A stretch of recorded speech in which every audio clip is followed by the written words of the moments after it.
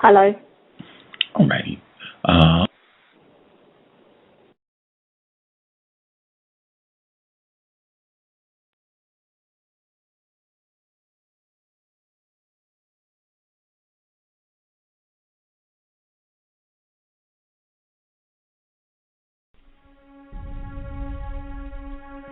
Is racism hurting you? On issues of race, are you unable to speak, think, and act with clarity and confidence? Are you tired of laughing when nothing is funny, smiling when you are not happy, agreeing when you really disagree?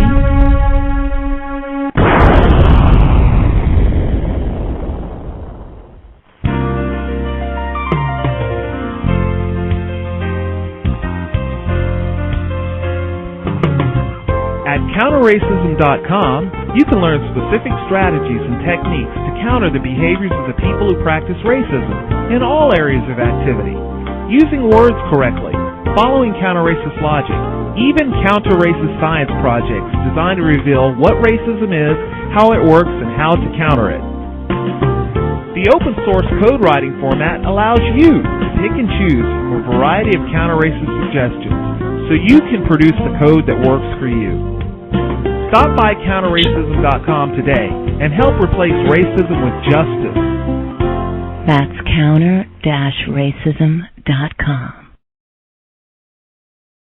Roll. Okay.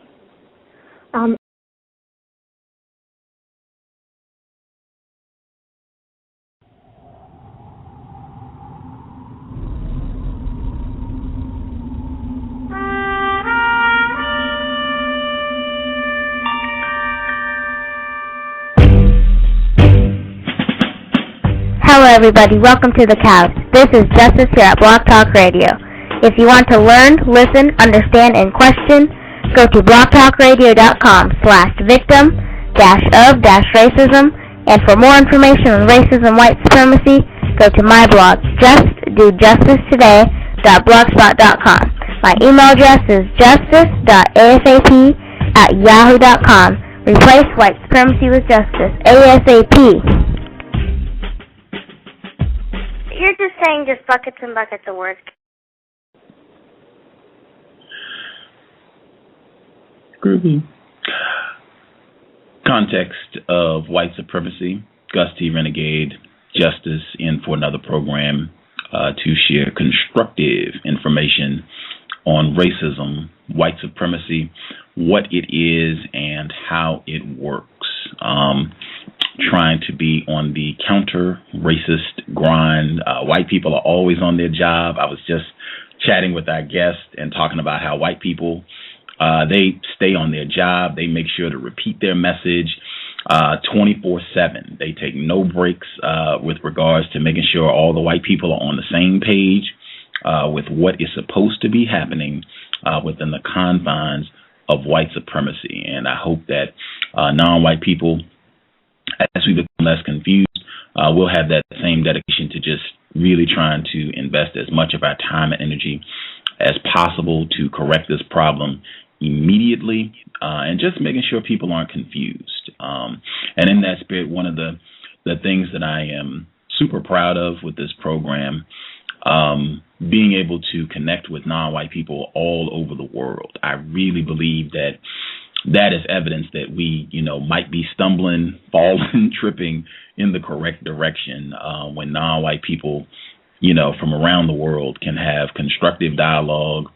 We're not name-calling and acting silly, but having serious, courteous dialogue about what to do with white people. I think that is fantastic. I hope the trend continues, and it's just a real to have people calling in to the program from Europe and other parts of the world. It's I hope that it is worthy of folks' time and energy. I hope we can have more of it, and I really think that is taking leaps and bounds towards replacing white supremacy with justice. In that spirit, just a few days ago, on the broadcast from Thursday, February the 3rd. We actually had two programs that day. We had an early program with a non-white female who has a white parent, and she was sharing what I think, even, with the confusion that goes along with having a white parent, and she had children with a white man. So, I mean, I suspect a lot of confusion and victimization. But even with that, I think she shared a lot of great information. And during that program, we had a ton of callers who seemed to be a lot less confused, and they called and asked questions, shared their views. One of them called in from London, black female. She asked a lot of what I felt were very constructive questions, and she seemed to display a great deal of codification. Like she's done some studying of Mr. Fuller's work, and she just really seemed to be on point. And I think it's always constructive to have non-white people who are less confused. In my view, it's especially nice to get a non-white female, black female from a different part of the world to talk about what white people are doing thousands of miles away, make some comparisons, and just to share information. She was able to do it at the drop of a hat. She understood, and she was willing to share a bit of her Saturday evening with us. Joining us live from London, she goes by Zanele. I believe that's actually her name. She doesn't go by her name, Zanele. Joining us live from the UK. Zanele, are you with us? Yes, I'm here. Beautiful. So pleasant to hear from you. And on such quick notice, she was able to make that happen. Wonderful to have you on the program, and we would love to hear, if you wouldn't mind, sharing a little bit about yourself, just anything you think would be good for listeners to know about who you are. Okay. First of all, I'd like to say I love this program, and thank you for having me on. Okay, I was born in Zimbabwe, which is an area of the world in the south of Africa, and spent the first 7 years of my life there. 7, you have a lot of memories by 7. And, I thought I enjoyed myself. And I'll explain why I'm saying thought later on. And then we moved to London in 1993, to be exact, when I was 7. And it was my mum and my 2 older sisters. When we got here, it was... Before we came, actually, there was a lot of hype. We were very excited to come. Every time when we'd be watching TV, television, we would be always watching white people. What was some of the programs we would watch? Santa Barbara, Falcon Crest, Dallas, all of these ultra super racist programs. And so from that kind of program, we kind of fell in love with the whole America, the hazy screen, like you're in a dream. And so when we moved here, it was very much like, yes, we're moving to Europe, no more Africa kind of thing. Although we weren't maybe saying it overtly, that is really what we meant. Now we can connect with white people, and live a better quality life. What can I say from there on? I've been here ever since, I guess. Went to primary school here, secondary school, and that's. I think that's really relevant in discussing all of this. So that's the first thing. I think that's important, and that's about that really. 24, have male offspring, have my partner, and that's just about roundabout. Victim of racism, white supremacy. That's about it. Wow. Very interesting. Sure folks will have questions. I know I do. This program, the C.O.W.S, Context of White Supremacy, I have unfortunately concluded that we are in a global system of racism, white supremacy. I use those two terms as synonyms, and I use the same definition for both terms. That definition, a global system of people who classify themselves as white and are dedicated to abusing and or subjugating everyone in the known universe whom they classify as not white. Do you believe that such a system exists? Do you think that definition is accurate? I believe such a system does exist. I agree 100% with your definition. I would only add just one sentence at the end, and that would be in which non-white people have been very skillfully trained not to see, and that's it. But yes, absolutely agree. Skillfully trained not to see it. I agree completely. Wow. Okay. So, born in Zimbabwe, you're there until you're 7. Mm-hmm. You come to England with your siblings and your mom. Is your dad not in the picture? No, actually. Oh gosh, how could I forget to mention? My dad actually died when I was 2 years old. So I grew up single parent household, black female, like most of us. And yeah, so we just made that move. Wow, that's tough. It's tough. What was London like growing up there, going to school there as a black female from Zimbabwe, with your mom and your siblings? What was that like? When I first moved to London, the first primary school I went to was in southwest London, and I actually really liked it because it was mostly black, and I absolutely loved that. And one thing I came to see is a lot of black people who come to this area of the world are usually coming from Africa and or the Caribbean islands somewhere. Obviously, that's not the only two categories, but the majority are coming from those two places. And it was very different to meet black people that didn't like me because I was African. I had many experiences where I used to be called, African doo-doo. And these are black people, black children saying this to me. And these would be black pupils who usually coming from, now they all the ones who used to call me names because of my Africanness, were always coming from the Caribbean. And obviously growing up now I understand why, but I didn't get it then. I was like, why are these black people being so mean to me? Like, so what if I'm from Africa? I'm still black kind of thing. But they obviously saw me and had been trained, although they were 7, 8 years old, already to dislike Africans, although they're black.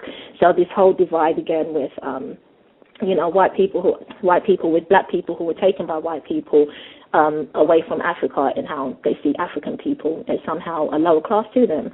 So those were my initial experiences. I didn't really go for about 10 months. I went to that primary school, and then we moved to Southeast London. And any person listening from London knows that Southeast London, you've got a lot of black people here, but the black people here, the black people are confused everywhere. But because of how forced and how close black people are in Southeast London to white people, there's a real blanket of confusion where they kind of think white people are my friends, let's mingle. You have a lot of victims who really try to be white. And when I say try to be white, they will typically pick up the white accent. There's a really distinct white accent. It's referred to as a Cockney accent. I don't know if you know that. And let me think. If you've ever watched any films like Snatch or Lock, Stock and Smoking Barrels, or any type of British films, that's a lot of the accents that you hear coming out. And when you hear black people talking like that, for me, that's usually an automatic kind of scale. Let me know that this person is very confused.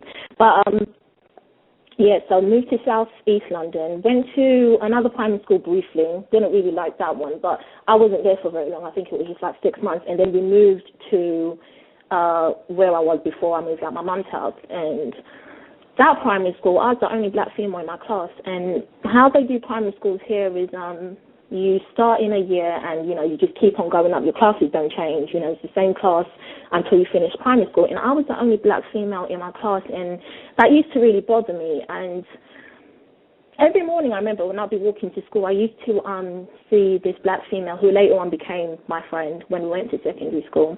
And I'd see her every day, and, like, you know, she was dark-skinned and tall and black, and I used to think she was so beautiful, and we'd always kind of exchange looks and kind of wanted to speak to each other, but we had no reason to. And I was always just thinking, what school is she going to? I want to be in whatever school she's in. And later on, when I grew up, I found out that there was another school which was a bit further down, maybe just a 5-minute walk down, and that one had a lot of black students in it. But my mum had chosen to put me in the school that had mostly white pupils in it, and that affected me greatly, because I would say that's when I got hit hard with white identification. All of my friends were white. In fact, when I was still speaking to my family, we'll get into that later on, my mum had turned a lot of our old VHSs, like the family videos, into like DVDs, obviously, to preserve them.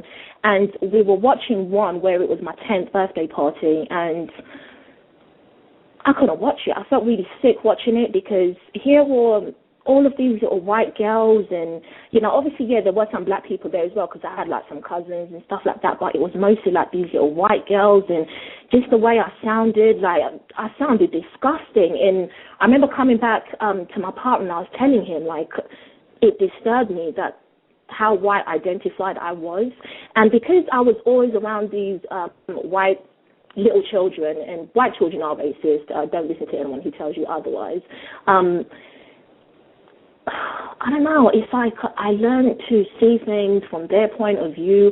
So I was into a lot of the white things that they were into, and because I thought that was the standard, because those are my friends. And of course, you know, I had this white best friend who I used to go and sleep over at her house. In fact, there were quite a few sleepovers where I did go to these little white girls' houses, and I would always be the only black one there, of course. And it's so sad that my mum even allowed that to happen, you know. It's not her fault, but she should have been able to understand that growing up as a child, you cannot be the only black child in that classroom. But she's confused, so I won't blame her too much. So I was really confused. My household, there was never any mention of racism. Like, racism, the word racism didn't ever come up. You know, all there was the picture of the white Jesus in the front room, which is still currently, the last time I checked, it's still on my mum's bedroom wall, rightly direct in front of her bed. So that's the first thing and the last thing she sees every day. And,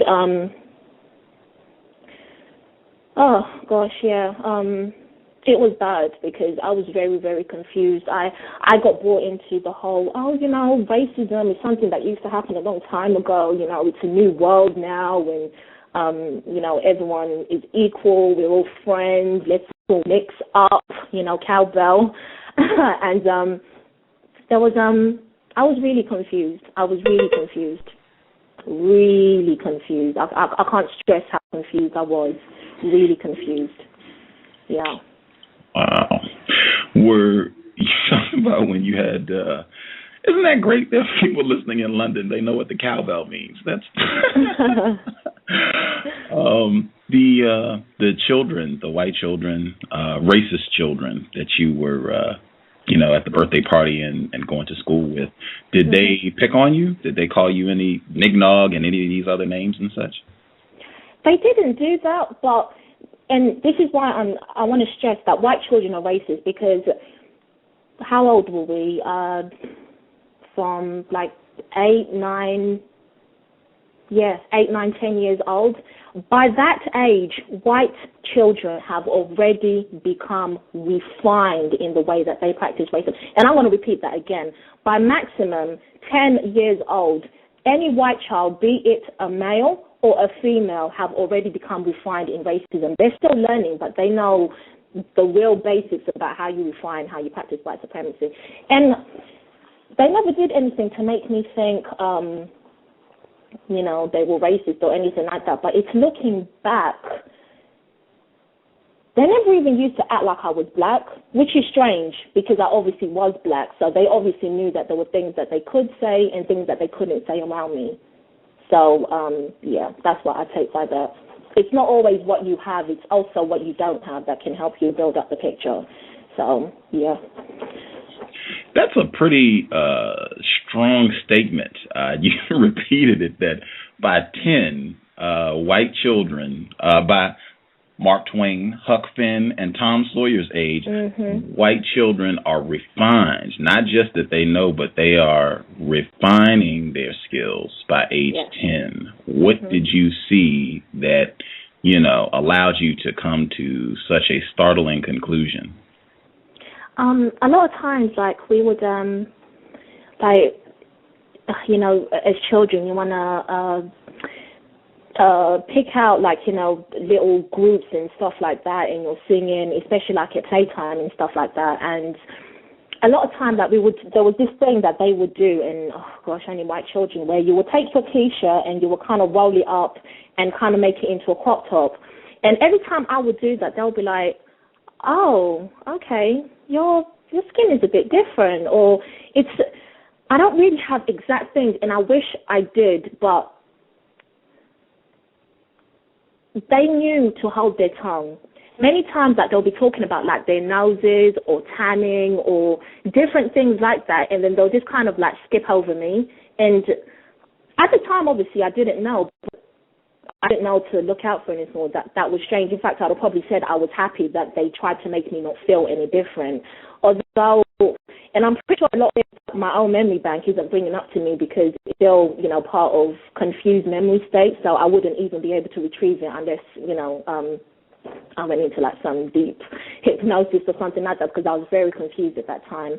I know that's not very helpful, but Spice Girls, everyone remembers Spice Girls. We were, me and my little white friends were big Spice Girl whatever, and this is so sad.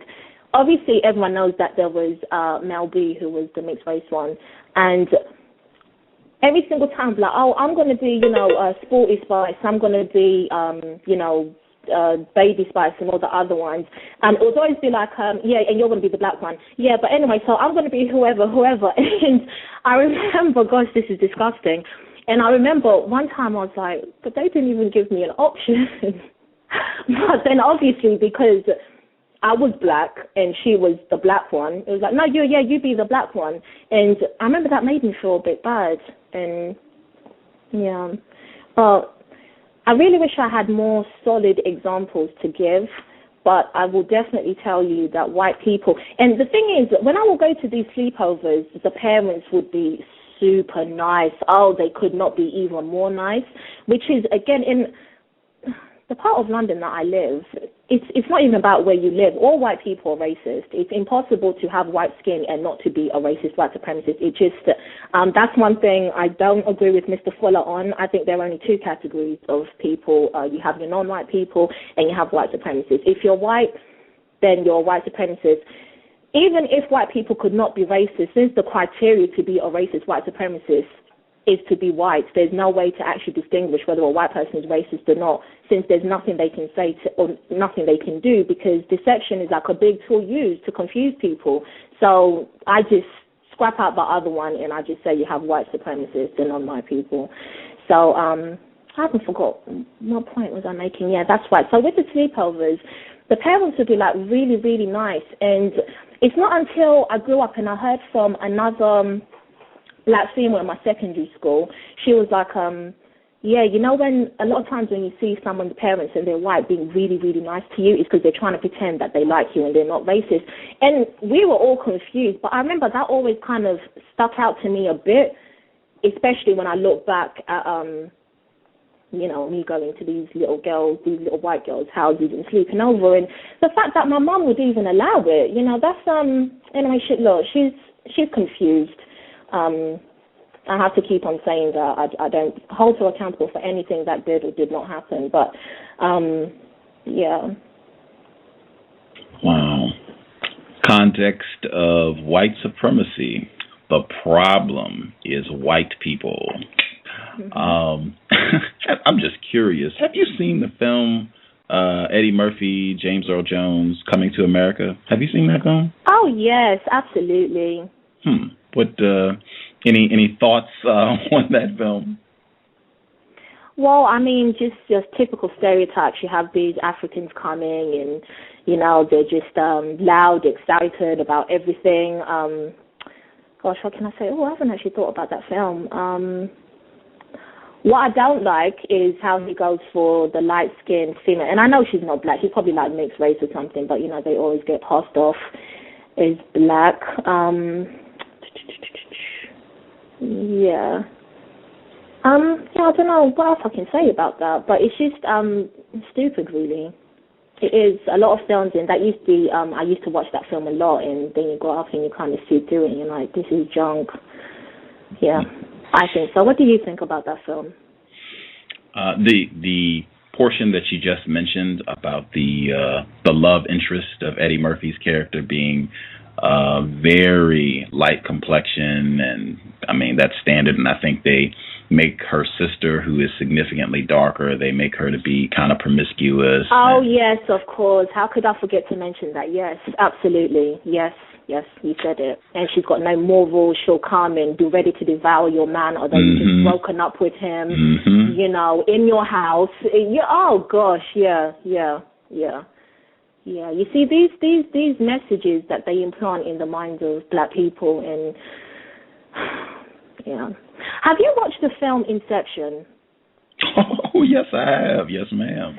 Yes. You see, films like Inception to me are really significant because they really try to throw you off with all the graphics and, you know, oh gosh, I've just been dumbstruck. The special effects, that's it. All the special effects and stuff. But all Inception is talking about is white supremacy, and I think they're talking about white supremacy specifically through television. I actually call it an indoctrination tool, but because you watch that thing long enough and it will insert ideas into your mind and take away the original ideas that you had, and that's all they're talking about, and that's the system of racism and white supremacy. That's what they do.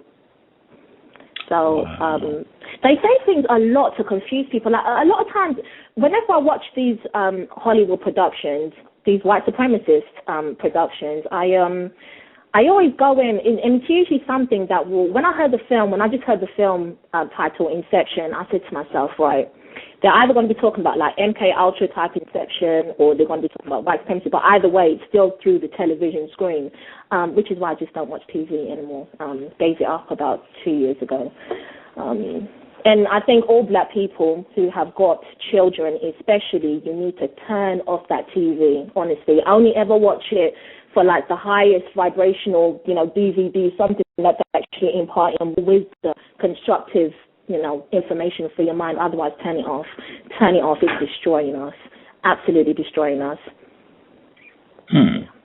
Wow. I completely agree with that. I could not highlight that enough. And I think a lot of guests who've been on this program, they have made some sort of remark about a key process or a key turning point for them in becoming less confused was either turning off the television. I think Aisha Segmet, she said a television fast, or getting out a notebook and taking notes while that television is on and writing indoctrination, television, or whatever you need over the screen and taking notes so you can begin to deconstruct what you're seeing. But if you're not doing one of those two, white people got you.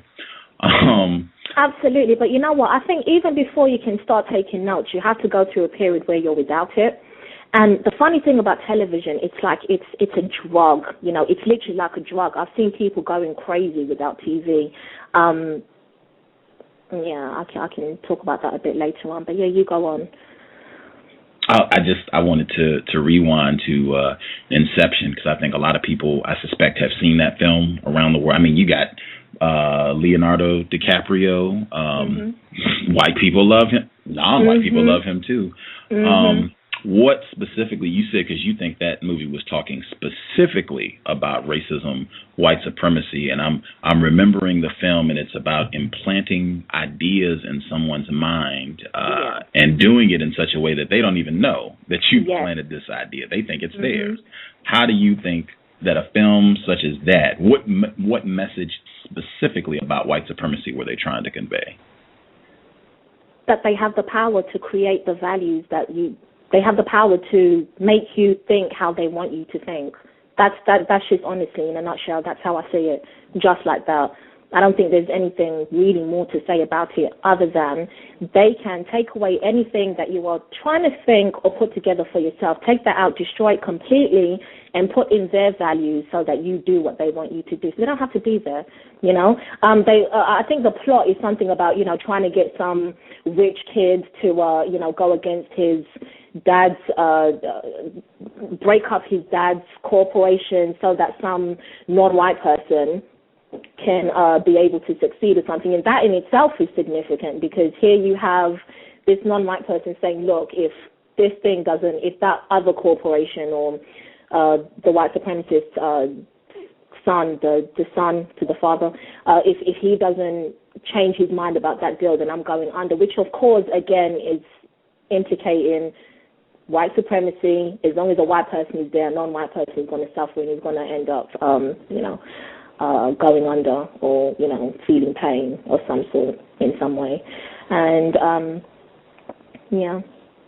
And I found it funny how that same non-white person is the one who was stuck for years in the film. They make it out, I don't know how many days or whatever it is that they go in there, but he was stuck in his mind for a really long time. And then you have the white supremacist, Leonardo DiCaprio, coming to save him, as per usual. So, I mean, it's just, you know, it's just white supremacy all over the place, you know. So, yeah, that's all I can really say about Inception. Yeah, I thought when I watched that film the first time, I thought it was very interesting, and I thought it was revealing too. I mean, you can learn a lot watching films once you are informed and you have a concept for total system of white supremacy. Absolutely. The non-white male in this film, I think he's so-called Asian. This one white guy, he says he's going to take over and be a superpower. This one white guy. Yeah. And to do battle with this one white guy, he has to get a whole gang of white people to come in to help him do something about this one white person. And you just pointed out, if it wasn't for these white people, he would have, not only would he have lost his business, he would have, you know, been stuck in his own mind. Like, if it weren't for white people, I thought that was real interesting and truthful, unfortunately. I wanted... go ahead. I'm sorry. Go ahead. No, I was just going to say, the thing about white supremacists is they give you the truth, and the same way that they hide in plain sight, they also give you the truth, and they hide it in a way where if you can't decode what they're telling you, you'll miss it. It will just fly over your head. But they lie a lot. Don't get me wrong, they lie a lot, but they also tell you the truth with the lie, where you have to know what you're looking at to be able to see what these people are trying to tell you. I don't want to stick on the subject of films too much, but have you watched a film? It's like an 80s film called They Live. That is incredible.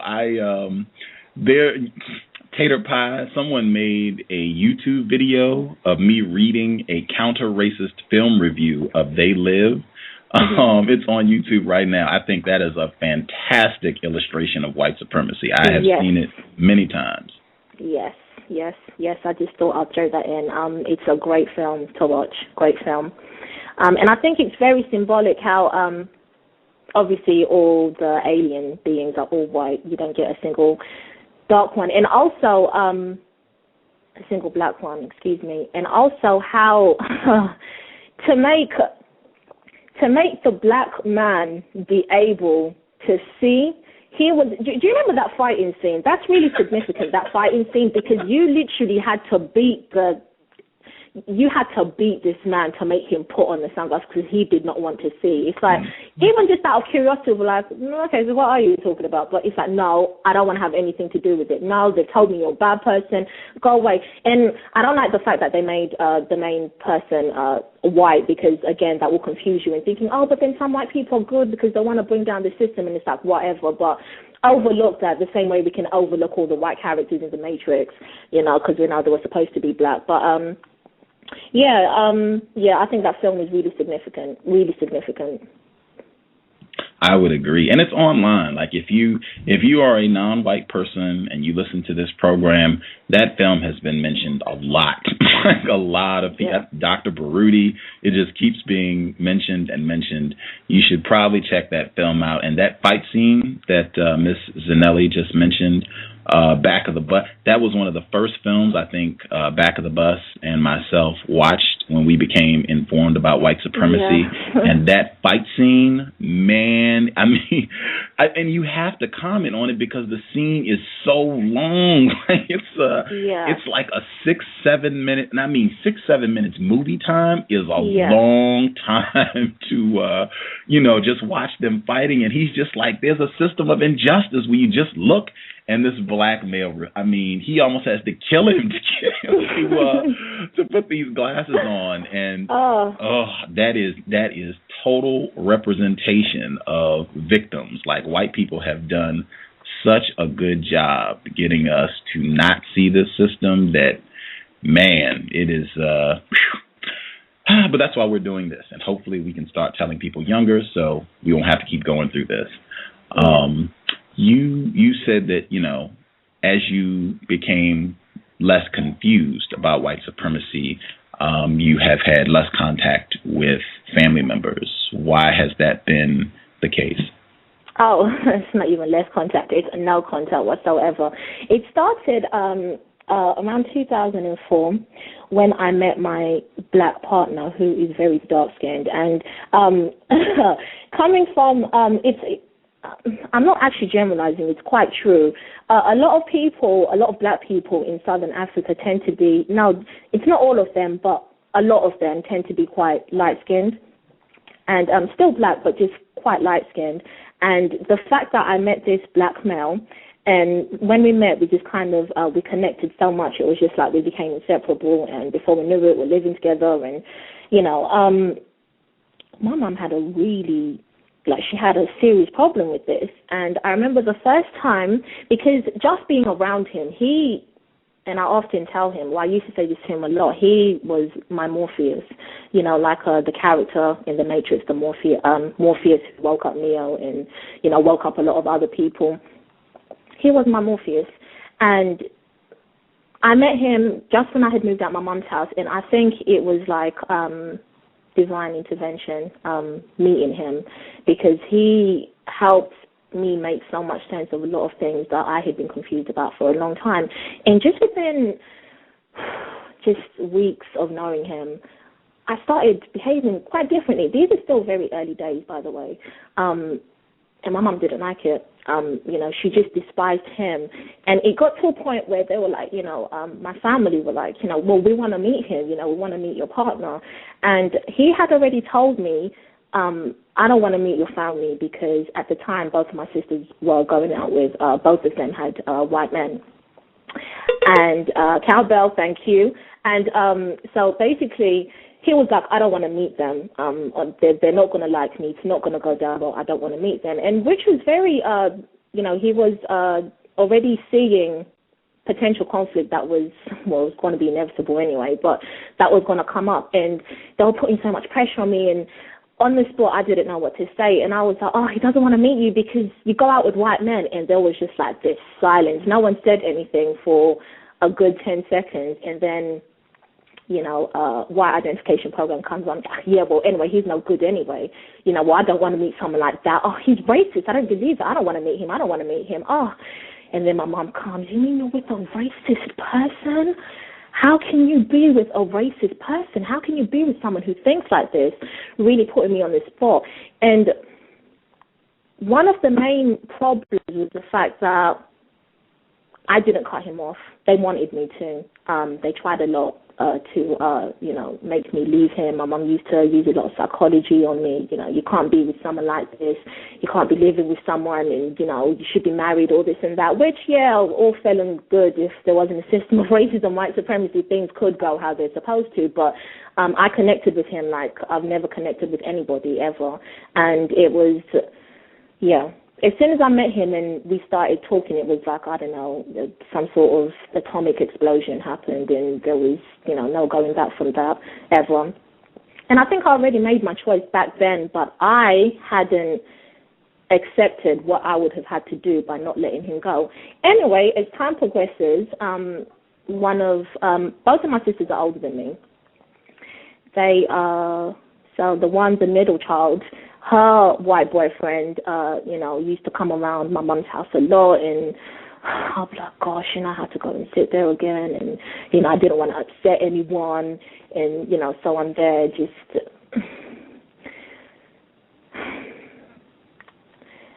The thing about family and emotions is if you're not careful, they will change you. They will stop you from thinking and acting and saying what you should rightfully be thinking, acting, and saying, simply because you're sparing their feelings. But that doesn't make any sense, because they're not sparing your feelings. They couldn't care less. They're doing what they're doing, and they expect you to be quiet about it, like you don't count. At the same time, you're literally dying inside, because it's like you have so much to say and no one wants to hear it. So it got to a point where no one wanted me at the house, because we'll come and in my early days as well, I used to listen to a lot of Nation of Islam, Khalid Muhammad, Farrakhan. Feel a bit different about things now today, but I must say I did get a lot of information from Nation, and especially the part about white people being devils. I would go to my mom's house and I'll be like, you're with this devil. You need to stop being with this devil. Do you not know white people are devils? Everywhere they've gone, they've not been able to do anything. All they bring is destruction.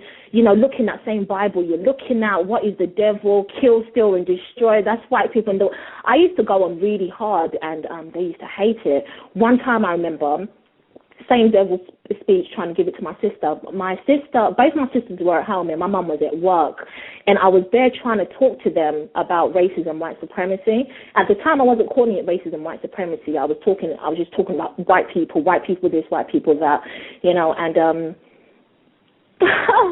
I started reading Willie Lynch to both my sisters. One of them left the room, and the one who left the room, I think that was the middle child, and I was following her, trying to act like she can't hear me, and, she's walking from room to room. And then, the climax of all of that, my oldest sister picked up the phone, and she was like, look, you better stop, right, that's it, I'm calling Mom. And I was like, wow. She dialed my mom's number, at work, by the way, and I'm talking about grown women here, okay? How old must have been 22 and 24 and 26? Yeah, 22 and 25. Yeah, there's 3 years between us. So she dialed my mom at work, told her, oh, Zanele, my name actually, okay, this is another thing. Since I came to this country, I've had to, no, I didn't have to, but it just kind of happened. No one could pronounce my name. My name is actually Zanele, okay? That's how you say my name, Zanele, but people here struggled too much, and so it just became Zanele. So whatever you can say, Gus, Zanele, Zanele, you go ahead and say it. But anyway, so my sister gets on the phone. She's like to my mom, oh, Zanele's talking her stuff again. She's making us feel bad. And she passed the phone to me. My mom's like to me, listen, you need to stop it. Leave right now. You have to go. And I remember when I got back and I was telling my partner what happened, we were like, can you believe this? Here are 2 black females with their sister, by the way, but it's all an illusion anyway, family. And instead of just listening to me or dealing with it themselves, it was like, no, we now have to go to, the head of where we get, a lot of our programming from, and, how we've been, how we've been programmed to do, basically. And they had to go to my mum, and they had to make my mum tell me to leave. And I thought that was utterly sad, like really bad that had to happen. They couldn't even leave me, But yeah, so I don't waste my time anymore. I trying to speak to black people. I really would love to, but I've actually come to conclude you can actually end up losing your life if you try to wake up someone who doesn't want to wake up. It's not that they don't know that they're sleeping, but, you try to wake up someone who's in a deep sleep anyway, like a real-life example. Someone's sleeping, you try to wake them up. It's usually very difficult, but the system of white supremacy, it's not a normal sleep. It's like a comatose can get really ugly if you try to wake me up. Most people want to wake up from comas, but this one is like no. So The Matrix is a good example very good example. People are literally plugged in, and So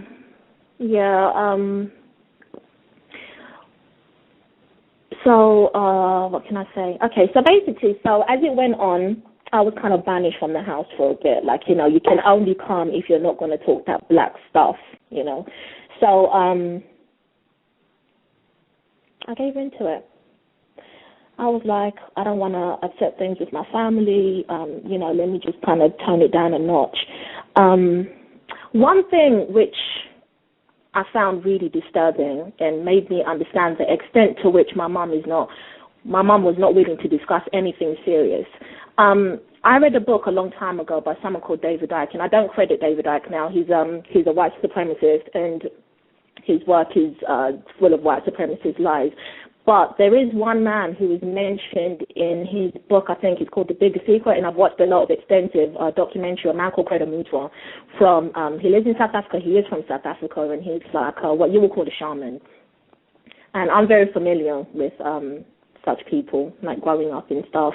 Where my mum grew up was completely rural. Like, once you start driving, the land that my grandfather owns, it's still the family land, although he's not here anymore. It's like really, really big. And when you're out there, anything can happen. So basically, Mutua talks a lot about, what white people and other people across the globe, I guess we'll call that reptilians and stuff like that.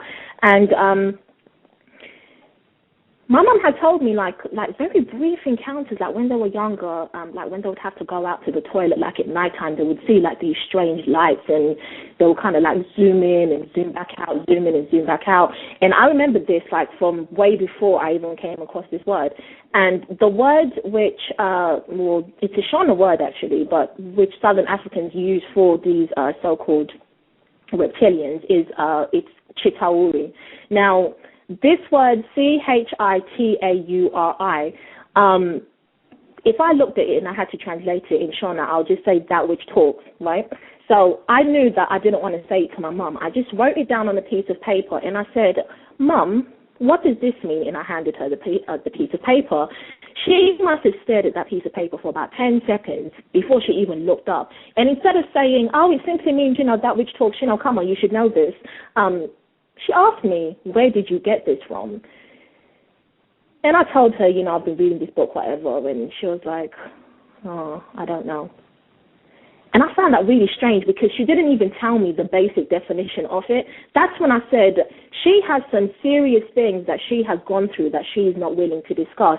Now, this is just one example I'm talking about, these Chitauri reptilians, whatever it is, but my mom grew up in what would have been known as colonial Rhodesia, okay? White people, white supremacists, wherever they've colonized people, enslaved people, whatever, they've never tried to hide their racism. There's been a lot of things that have taken place. And the fact that you can have that kind of upbringing and still not choose to talk about racism, I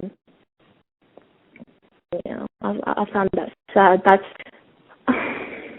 I find that really sad, and I wish that hadn't been the case. If there was only one thing I could change about my childhood, was the fact that I was never informed about racism, which is now, with my son, as soon as he's able to start talking and understanding, he will be informed. I read him the Code like pretty much every day. I read him a lot of other books that deal with racism, what white people have done to non-white people, black people especially, and he doesn't even understand. I mean, even sometimes when we're talking, I talk to him anyway, like, because I think he does understand me, I just don't understand him. So I tell him blatantly, oh gosh, these white supremacists, you see, the reason this is here is because these white supremacists came and and I do that with him already, and I'm getting myself used to it, because this is exactly how we need to be with our children. And it's just so sad that anyone who's black and over the age of, 40, 50, even younger than that, has a hell of a lot to tell any person who's younger than them about racism, a lot. Not just one thing, not just two, a lot, but they choose not to do it. And this is it's destroying our minds because we're literally being thrown into a lion's den and we're being told, oh, yeah, it's all right, they're not going to hurt you. Yeah, play nice. Yeah, they're not even hungry. They don't even eat people. Yeah, they don't even like meat. That's literally what you're doing when you choose not to tell your children about racism. Like, how do you expect me to survive? You know, how can I survive? How can I make sense of anything around me? You know, a lot of children, a lot of black people, a lot of black children especially go through stages when they're asking their parents, you know, like, they don't understand, why don't we have a lot of money? Like, you know, why do other people have money but we don't?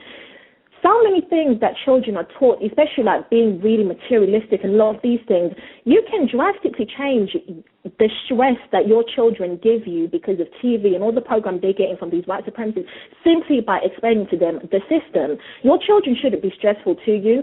I mean, obviously, at a certain age, they are going to, you know, do their little tangents and stuff like that. But when they become a bit older, from like age 4, 5, there shouldn't be a stress because everything that it feels like, say, you can't give them or things that can make them feel bad, you have to explain it to them and explain why the system of race and white supremacy has set it out so that they feel that way. They see things that way, you know, that all their people are poor and, you know, we're being painted to be like these, you know, losers who will amount to nothing and we're failures and we're stupid and so many things. And children need to know this.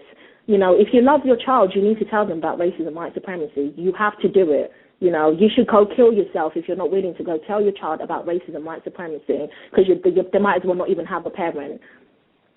Yeah, that's what I think. Context of White Supremacy, joining us live from London. Zanele, did I pronounce your name correctly? Nice try. It's more Zanele. Zanele, yeah. Is that it? Zanele, yes. Zanele, okay. Because you know what, the reason I told you that, Gus, is because I've been Europeanizing, you know, white identifying my name for too long. So I do say that to people I meet. And obviously, I don't know anyone now, but, you know, every time I do speak to a black person, I do tell them that is how you can say my name, you know. So it's important. That is a common trend, victims having to butcher their names for white people. So palatable. Mm-hmm. We want to work against that. Zanele, am I pronouncing it correctly? Yes. Beautiful. I believe Justice actually is hanging out with us. Justice, if you have some questions for Zanele, your line is open. Hello, Miss Zanele. Hello, Justice. Good to speak to you. Do you have a definition of counter-racist logic?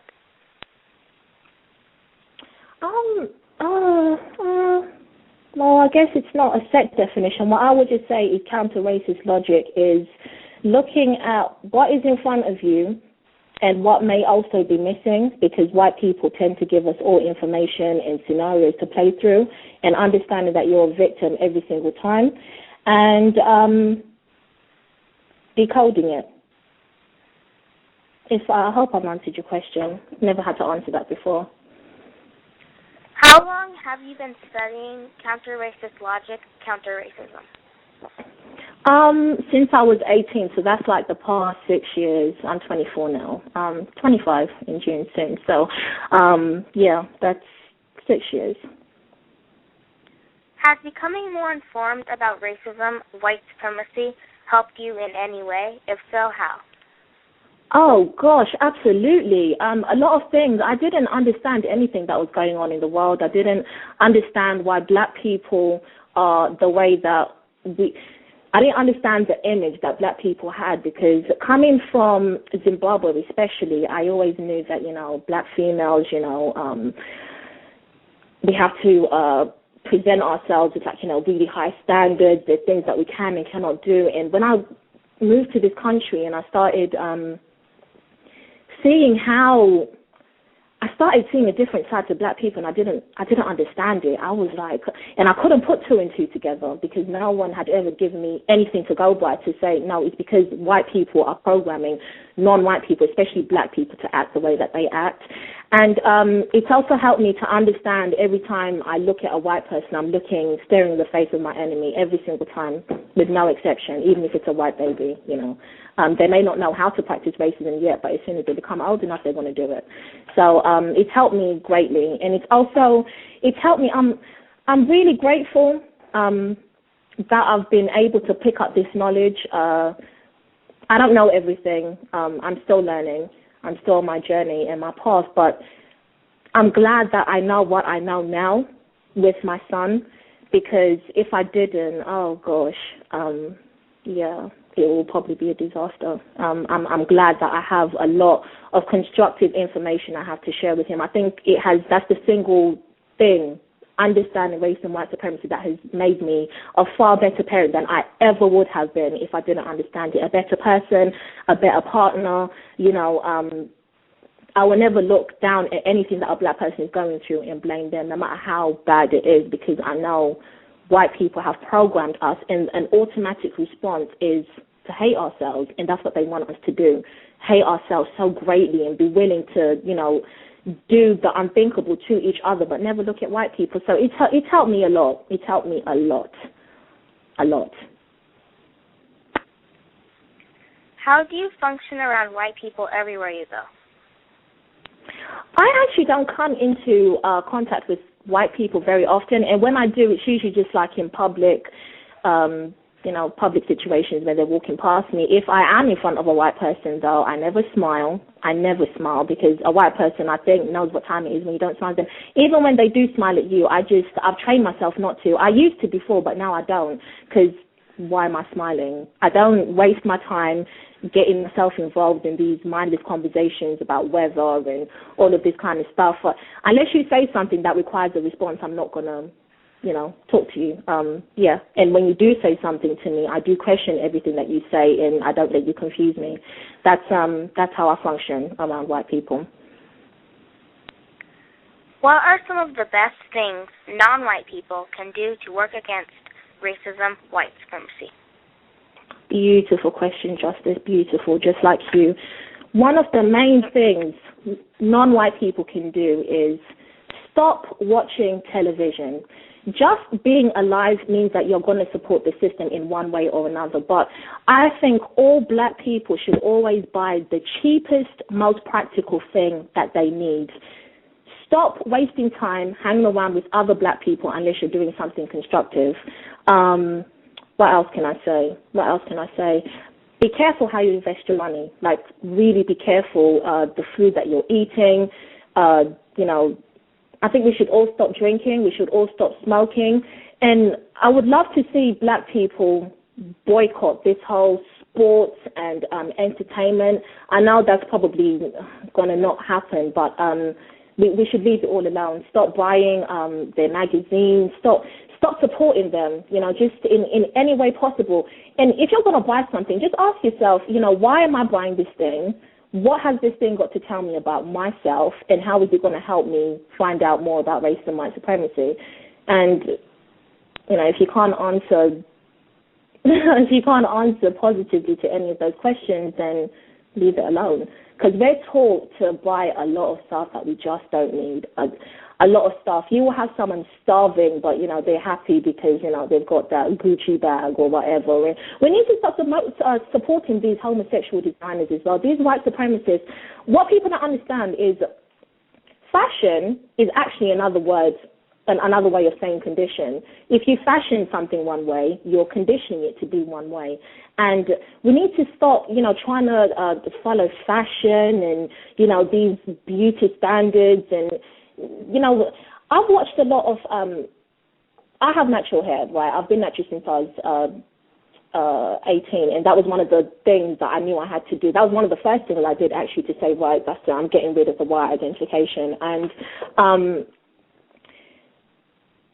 if you go on YouTube and you watch a lot of black females who have natural hair, it's really, really sad to see, because no one, first of all, I've not watched a single video that has said, I went natural because I wanted to go against what white supremacists program me to think, that I am somehow inadequate to the beauty of a white woman, if she has any, that I need to make myself look like a white woman in order to be accepted in the world. No one ever wants to talk about that. You might hear them saying words like, society, or, the standards, but it's like there's a real no one wants to deal with racism. You know, it's really hard to hear a black female say racism, white supremacy, either word. It's really, really hard to hear that. And I don't know, it's like I'm seeing a lot of black females getting pulled in with all of this, like, you know, wasting so much money on makeup and nail polish and shoes and clothes. You know, people make videos and put them on YouTube about what they're wearing that day. Who wants to see what you are wearing that day? What constructive value is it for me to see what you're wearing, what you bought last week, you know, how you're going to be doing your hair for something like this, you know, and it's... and one thing I'm starting to notice as well about natural hair is, like, it's a complete look. You can't just be natural, because you have to have, like, natural hair and, like, you know, clothes that match that so-called funky look, and, you know, the makeup that matches it and the shoes that match it. And it's like, why can't you just wear your hair natural just the way it is? It's like there's a lot of effort to try and make your hair look a certain way or do things. And it's, oh, gosh. And the fact that I'm seeing a lot of black females who have gone natural. Yeah, okay, it's good that you've gone natural, but it's, you know, don't spend all your time talking about the fact that you've gone natural. You should be natural. That's it. You've gone natural, move on next, you know. But there are now these things, and I've seen them on YouTube, where you have black females meeting up together just to talk about the fact that they've gone natural, and yet no one is talking about racism, white supremacy, not from what I have seen. So there's a lot of confusion. There are a lot of things that we need to stay away from. We're really being pulled to have things that serve us no value. Things, and the reason I would say do not follow fashion is because fashion is really good at keeping you in a state of where you have no money or you have very little to do what you need to do.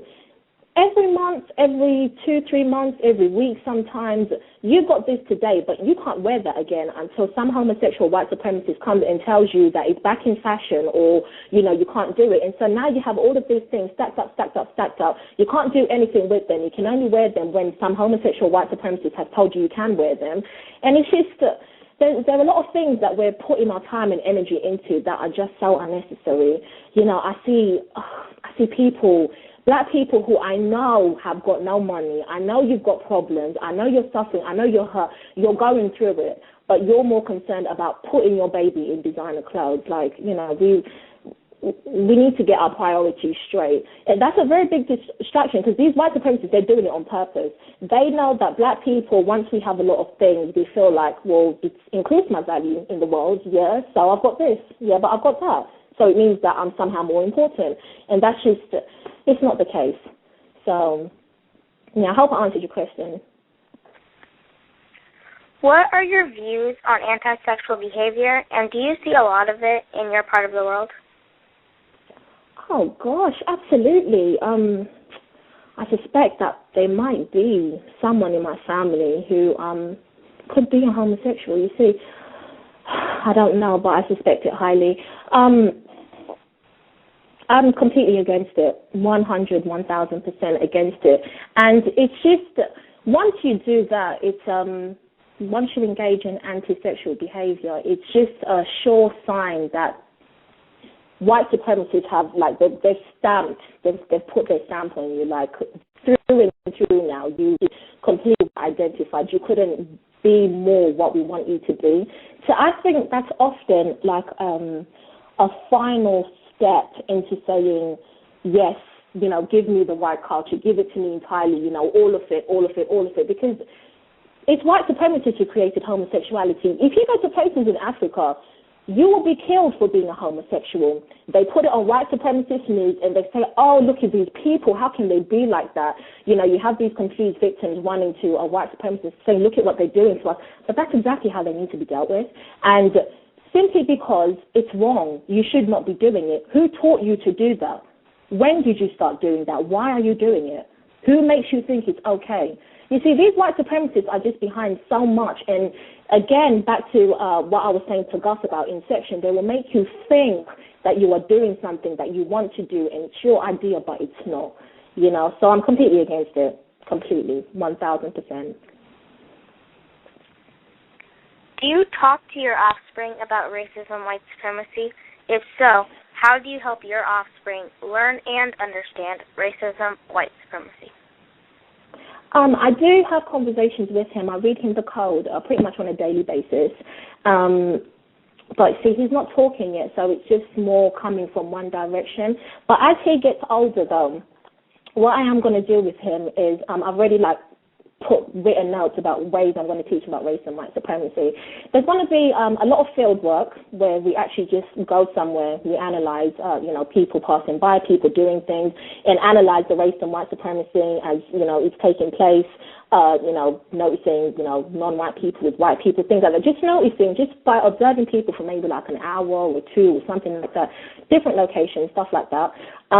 Also, I think a really good way to teach children about history and race and white supremacy at the same time is just start with like an atlas, a map, whatever it is, of, these territories that these white supremacists have cut up. And as you talk about each area, talk about as much history or things that have gone on there that you know. Do as much research as you can about that place. How white supremacy affects the current, the past, the present and the past, and possibly the future of that area that you're talking about, and how that area relates to other areas in the world. And I think, because I was thinking to myself, how am I going to teach in history? Because there's going to be so much. It's not just about black history. We need to learn everything. But as long as you can keep on, interlinking things and showing how they overlap.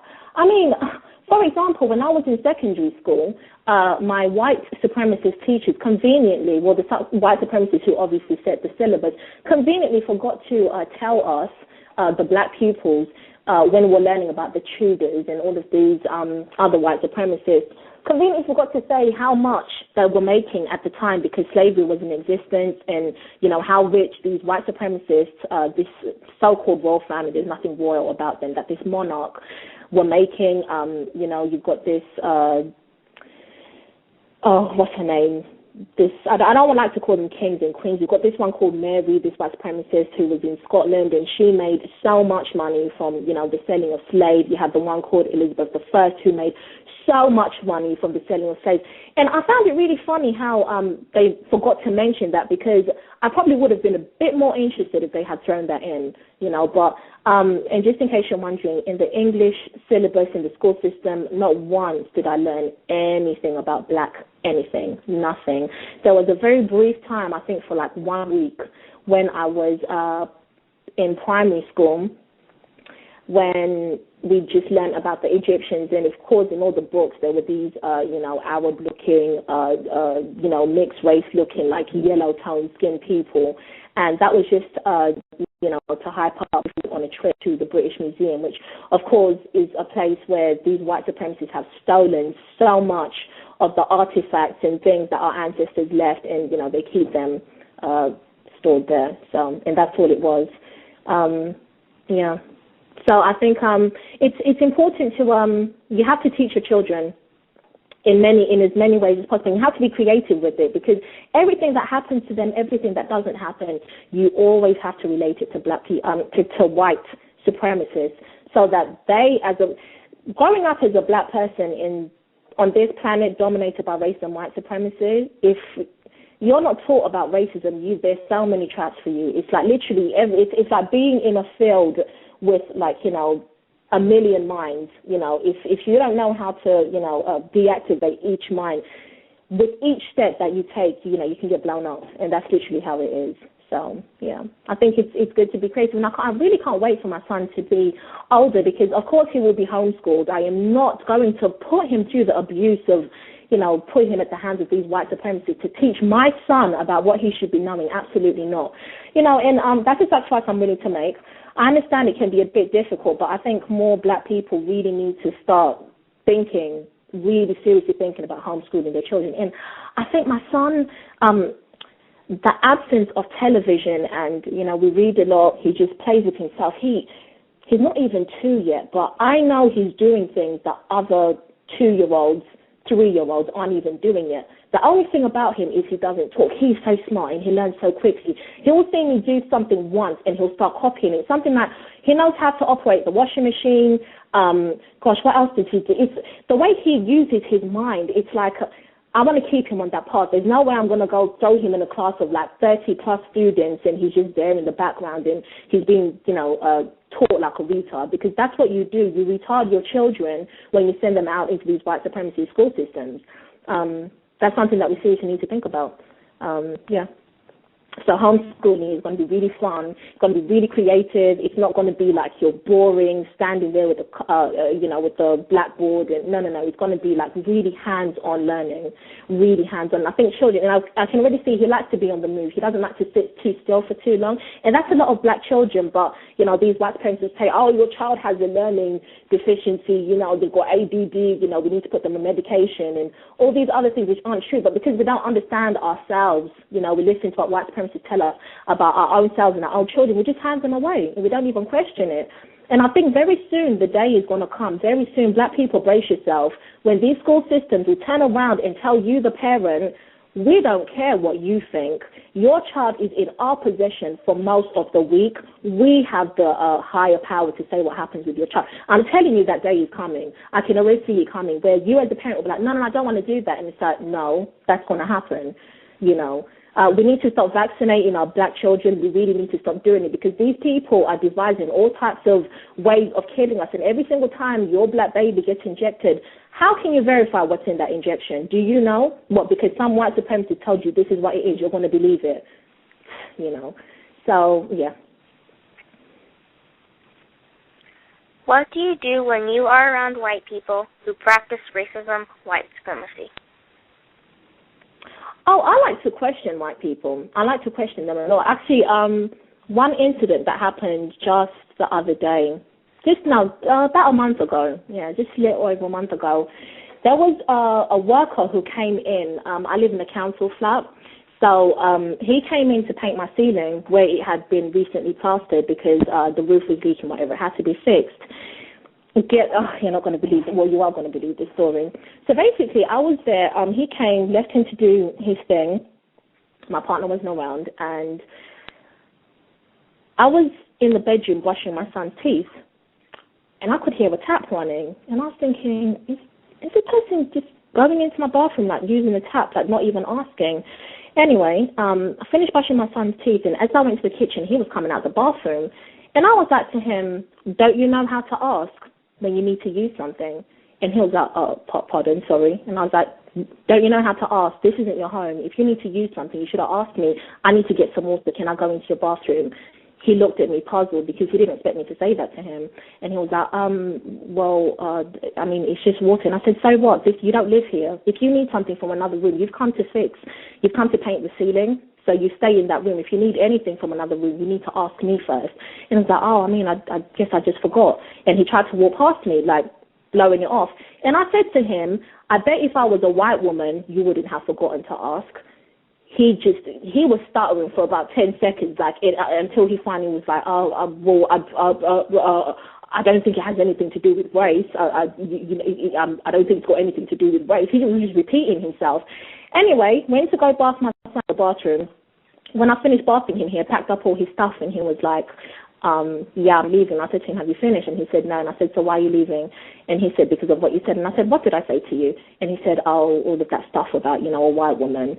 And I was like, whatever. And then as I was closing the door, I was like to him, it's funny because if you weren't a racist, you wouldn't have given that wasn't very codified.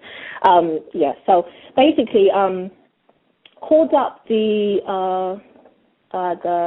supervisor, whatever. This was the next day now, because I called up the supervisor to say that, but later on that evening, because I had moved some furniture, I realized that racist white supremacist urinated on my carpet. So basically, I was like, the cheat, and he did that because he didn't like the fact that I knew he was racist and I pointed it out to him, and he felt really uncomfortable with that. If he was going to leave and not finish the job, he should have just left, but he showed how angry he... Pardon? Hello? Oh, just a sound effect.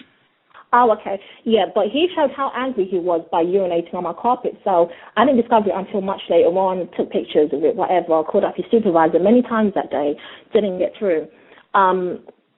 The next morning, I call again. I'm like, who's the person who came to my house? He urinated on my carpet, this, that, and the other. I was told that this white woman was going to come, his supervisor. She was going to come and, assess the situation, whatever, and she was going to be there like in 15, 20 minutes. I said, great, good. When she came, though, she wasn't by herself. She was with one white man who didn't actually say who he was. I had to call her up later on and ask who that man was. And they had a non-white person who, I think he's Arab, he's some sort of Arab or something like that. He looks, something like that, I don't know. And his name is like an Arabic name, so I know he's non-white. And what was really funny was the three of them came in, and as soon as I said, this employee of yours came and he urinated my carpet, immediately, that sounds so out of character for him. He's worked here for 20 years. And I was like to them, I don't care how long he's worked here for. That's what he did. They're looking, saying, but it looks like it could be anything. And I said to them, do you think I would waste my time waiting for you to come here so I can make up something? Why don't you go and smell it? Go and smell it. That's urine right there. But the only thing is, I had already cleaned it up the night before, and I shouldn't have done that, but it clearly had a stain on it and whatever. And then the white man was like, maybe we can take some sort of DNA evidence. And I said, well, come and take it, because the cleaning materials that I've used, they're not going to affect it. It will still be there if you're going to do that. But he was just saying it for the sake of saying it. And they were like, oh, no, it just sounds like he wouldn't do it. And I said to them, so basically all three of you came here just to tell me that this white man has worked with you, because I told them what happened, and the white woman immediately started shaking her head like, oh my gosh, why didn't you say that? Why did you say that for? But no one said anything, because it's obvious. If I had been white, he wouldn't have gone into my bathroom without asking. And also he discriminated, and it was very obvious that this man was racist. What he did was a racist act, but they were still defending him. And I was like to them, so basically all three of you came here to tell me that nothing's going to be done about him because you value him as an employee because he worked there for 20 years. Is that what you're basically saying? And then the non-white one starts talking here. Now I don't know where he's from. He looks Arabic, and he's all talking, it's not that. I mean, what you want us to do, And I was like, well, what's going to happen to him? Is this something that, you tolerate? You condone your employees going into people's homes and urinating on the carpet? No, of course not. Anyway, so the following, that was a Friday when they came. So on the Monday, they sent some women who had this, carpet cleaning machine, and, they all cleaned it up or whatever. But I followed it up because the white woman, his supervisor, had been like to me, we're going to let you know what happens to him. We're going to investigate and let you know. Many weeks went by, and I called her just last week, actually, this week just gone, and I called her and I was like to her, yes, this is the female who had her carpet urinated on by one of your employees. That's how I started the conversation. And she's like, oh, yes. And I was like, yes, I wanted to know what course of action has been taken against your employee. Paused for a bit, and she was like, well, that's for us, isn't it? And I said, well, why did you tell me then that you would let me know the results of your investigation if you knew you couldn't disclose any information to me? And she was like, because I was confused at the time. And I said, well, if you're confused at the time, why did you say it? She was like, but I didn't know. And I said, well, if you didn't know, why did you tell me that you'd be able to tell me? And then she just said to me, well, I'm going to have to ask my manager, and I'll call you back on Monday. So today's Saturday. I'll see whether she calls me back on Monday or not. But I never lose sight of the fact that white people are racist. I'm not scared to tell white people what I think, especially when it comes to racism, which is something that non-white people, especially black people, really need to start getting more used to doing and not be scared of doing it. Because a lot of us, we don't want to upset white people. We don't want to start anything or walk the boat. Let's just keep it. Even if we're being mistreated, let's just say nothing. And we should start making white people feel very uncomfortable around us, and we should do that. I don't think a white person should ever feel comfortable around a black person, ever. If you're black and you're also a white person, you need to know that they cannot feel comfortable with you. If they smile at you, why do you need to smile at them? What is going to come out of you smiling at them? Why are they even smiling at you? If you're minding your business and they're minding theirs, why do we need to do anything? Why do we even need to acknowledge each other? You see, but white people do a lot of these things to test where your mind is at. And, they do that a lot. Yeah, so dealing with white people, I never lose sight of the fact that my enemy is standing right in front of me. I don't care how old they are. Okay, my enemy is standing right in front of me. Let's not forget, okay, especially dealing with these white children, they would all get dressed up and go watch black bodies being burnt and lynched and all these other type of horrific children. Those children would be part of it as well. I'm talking 4-year-olds, 5-year-olds. It was like big events. So I don't know why people, it's not just about, not letting the white woman off the hook. Don't let white people full stop any age, okay? Those white babies are going to grow up to be racist. Don't tell yourself any differently. You're lying to yourself to do it, and you're also helping to keep yourself confused. So, yeah, I think always be focused when you're dealing with white people. Don't waste time. Do not ever waste time.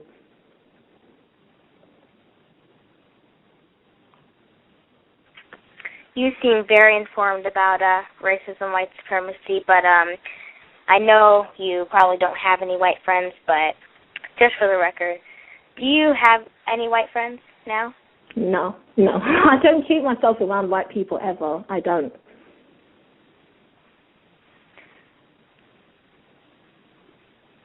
When you had don't even need to ask that one either. Go ahead, Gus. Thank you for answering my questions.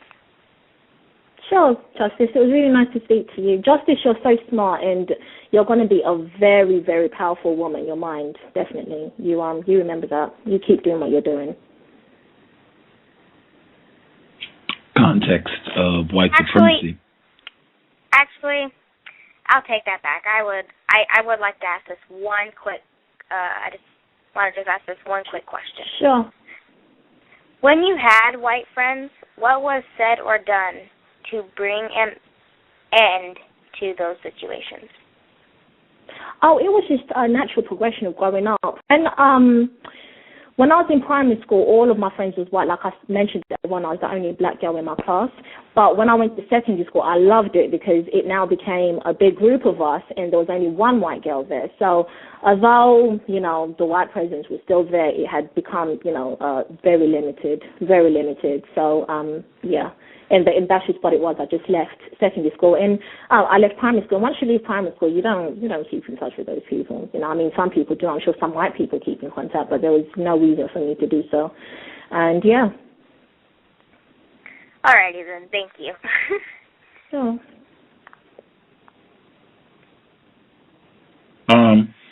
Again, context of white supremacy. Our guest, Zanele. Did I say it correctly? Yeah. Zanele, beautiful.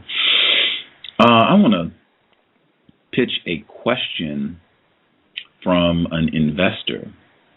An investor asked, do you think that the reason a non-white person does not see that all white people are racist is because that non-white person has had sexual intercourse with a white person? Did you understand the question? Oh, yes, definitely. I think that's largely, yes, absolutely. Definitely, that plays a huge part in it, a huge part. But then you also have some non-white people who've never had sex with a white person, and they're just still very confused. I think it's a programming. It's how much of that programming you have taken in, and the most destructive thing on black minds, okay, and I'm going to say is the Bible. In Southern Africa, these white people, we all know that white people have established this so-called home as South Africa. Okay, now how were they able to do this? With two things, the Bible and the gun. That Bible, I don't know how it's so destructive to a black mind. It's not only does it tell you that you were born to be a slave, and that the very fact that you're alive is because you've been cursed and you've got all of these, bad features because you are a curse, but that also white people can control you, and it tells you that your normal position with white people is to be their slaves and you'll never be anything more. But even when you look at things like, well, why don't we just try to kill all white people? No, because the Bible says if someone hurts you, turn the other cheek, and all of this other mindless stuff that will never. and it's like that Bible has got like every single counteraction for what somebody who believes in it could possibly do to counter white supremacy. It's like they knew way back when they were putting that together that, you know, and if they try this, let's say that. And if they try this, let's say that. It's just, which is why I think having sex with white people seriously fries, like boils, steams, fries, deep fries, roasts, then microwaves your brain. And double whammy. Okay. And also that Bible is crucial. Oh gosh, that Bible, if I could just do one thing, I would just separate that Bible from black people, because it's oh gosh, you have men who dedicate like 18 hours of the day going to church, and you're praying so hard and yet you're doing nothing, and yet nothing is happening. Maybe you need to try a new approach, but no, because God has told us that, yes, our white God has told us that he will handle everything. And it's just, that Bible needs to go. It keeps black people, and if you have any hope of waking up, it just keeps you sleeping. I remember when I was some years back, an aunt of mine was staying with my mum for a period of time, and I used to bring these DVDs, and one of the DVDs which I had was like an Asher Crazy DVD, where if anyone knows who Asher Crazy is, like he often goes into kind of breaking down like a lot of knowledge that's been stolen by these white supremacists and stuff like that. And I had one DVD and I brought it to my mum's house. My mum didn't watch it obviously, but my aunt did. And when I was trying to tell her, And when I was trying to tell her, look, honestly, that Bible, it was given to us by white people. If before you accept something, you start taking it as true, just remember how it came to you in the first place. How can I come and say I'm saving you, and yet I'm going to rape you and kill you and torture you into accepting this thing which is supposed to be holy, and you're supposed to take me as a holy person? That doesn't make sense. And you will never guess what she did. She opened that same damn book, turned it to... What book is it? I don't even know. And she read me out the verse where Noah saw his dad sleeping, saw his drunk dad naked, and then he was cursed to be black. And I was like, after you watch Asher Crazy, that is what you have to say to me. And that's when I started realizing that Bible literally, it turns your brain into mush. It just turns your brain into mush, you know. And it's impossible to love the Bible and not love white people. It's impossible. It's inseparable. You know, it's impossible. You can't do it. You cannot do it. It doesn't matter if you're married to a black person, a black woman, or you've got all black children, whatever. The bottom line is you love white people. You see them as your God. When you close your eyes and you're praying, you are seeing white. And that definitely affects how you interact with white people on a daily basis, you know.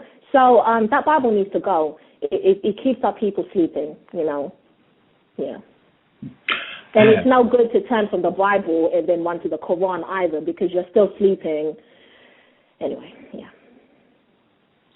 I have a sound clip that's relevant. I just wanted to get your take. I don't know if you've seen the program Good Times, but it's very relevant. And Ashra Kwesi and actually his wife, Mary Ra Kwesi, they were guests on the program August 2010. Hit the archives and you'll hear them. But yeah, this is the clip from Good Times. I'm real curious to get your thoughts, Zanele. So real quick question before you start that clip. Yeah. How long roughly is the clip? Like 60 seconds. Oh, okay. Okay, sure. I'm sorry? No, that's fine. I thought I'd have time to mute and go change my son because he's up. But no, that's fine. You go ahead and play that. We can take a commercial if you want to switch phones. If you need like a minute to do that. I wouldn't mind if you wouldn't mind. Yeah, we'll take then you can play me the clip afterwards. We'll do that. Is that okay? Yes, ma'am. Thank you very We'll take a quick much. commercial and we'll be right back. Context of White Supremacy.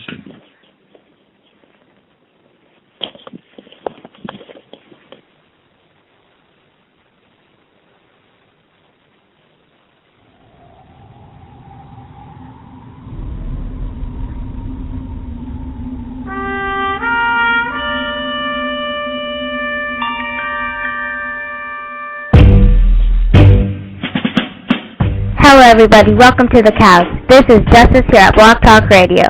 If you want to learn, listen, understand, and question, go to blogtalkradio.com/victim-of-racism. And for more information on racism, white supremacy, go to my blog, justdojusticetoday.blogspot.com.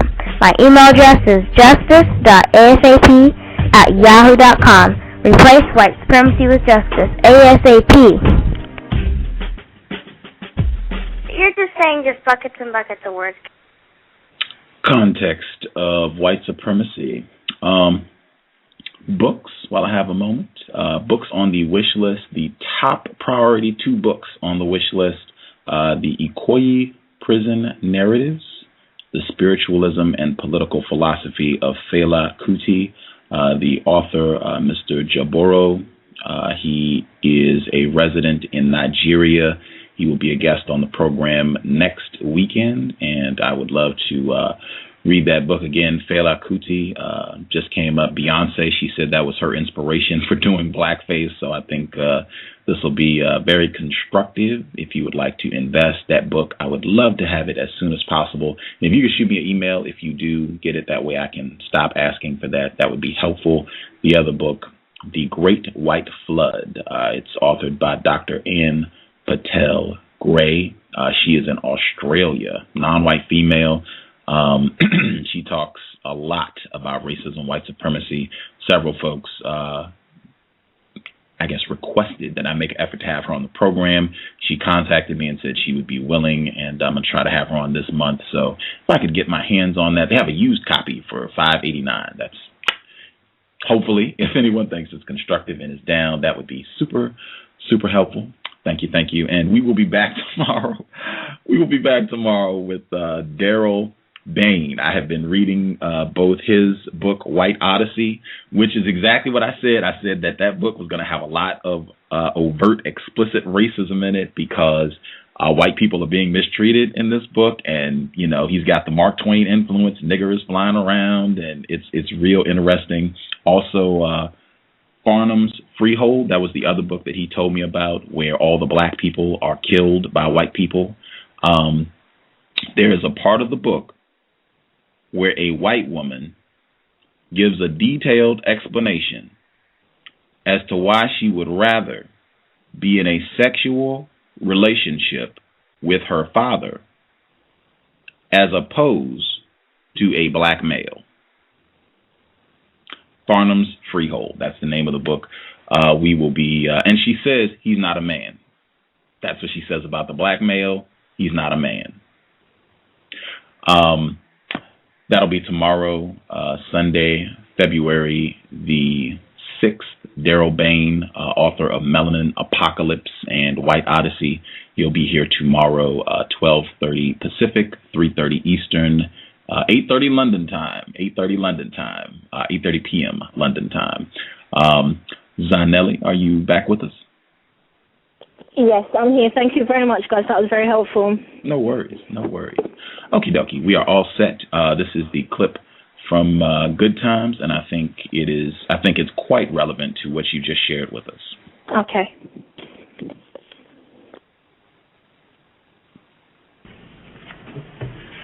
Wow! Out of sight! This is fantastic. When did you paint this, JJ? What? This. Oh, last week. What is it? I call it Black Jesus. Black Jesus. Now this is what the brothers need. Groovy, super, heavy. Relax, Michael. It's only a painting, not the second coming. Mike, what's happening? Nothing. Hey, Dama, how you like this? What is it? Don't show your ignorance. This is Black Jesus. Black Jesus, my foot. That's never wino. You mean the dude who's always walking up and down the street drinking wine and preaching? Never wino, better known as the ghetto prophet. Yeah, he's always predicting the end of the world and asking for a dime for some wine so he can die happy. Which he does every night. JJ, you sure know how to pick your models or wino Jesus. It's only a symbol of Jesus. Hey, JJ, you should enter this into the exhibit. No way. Now, Sweet Daddy Williams here is one of a kind. Just a few finishing touches, and he gonna be ready for Black History. Sure is a shame to keep this in the closet. Hey, since both are just symbols of Jesus, a black family should have a black symbol. If Mama sees that there, she gonna kill you. Jesus may have your soul, but Mama gonna have your behind.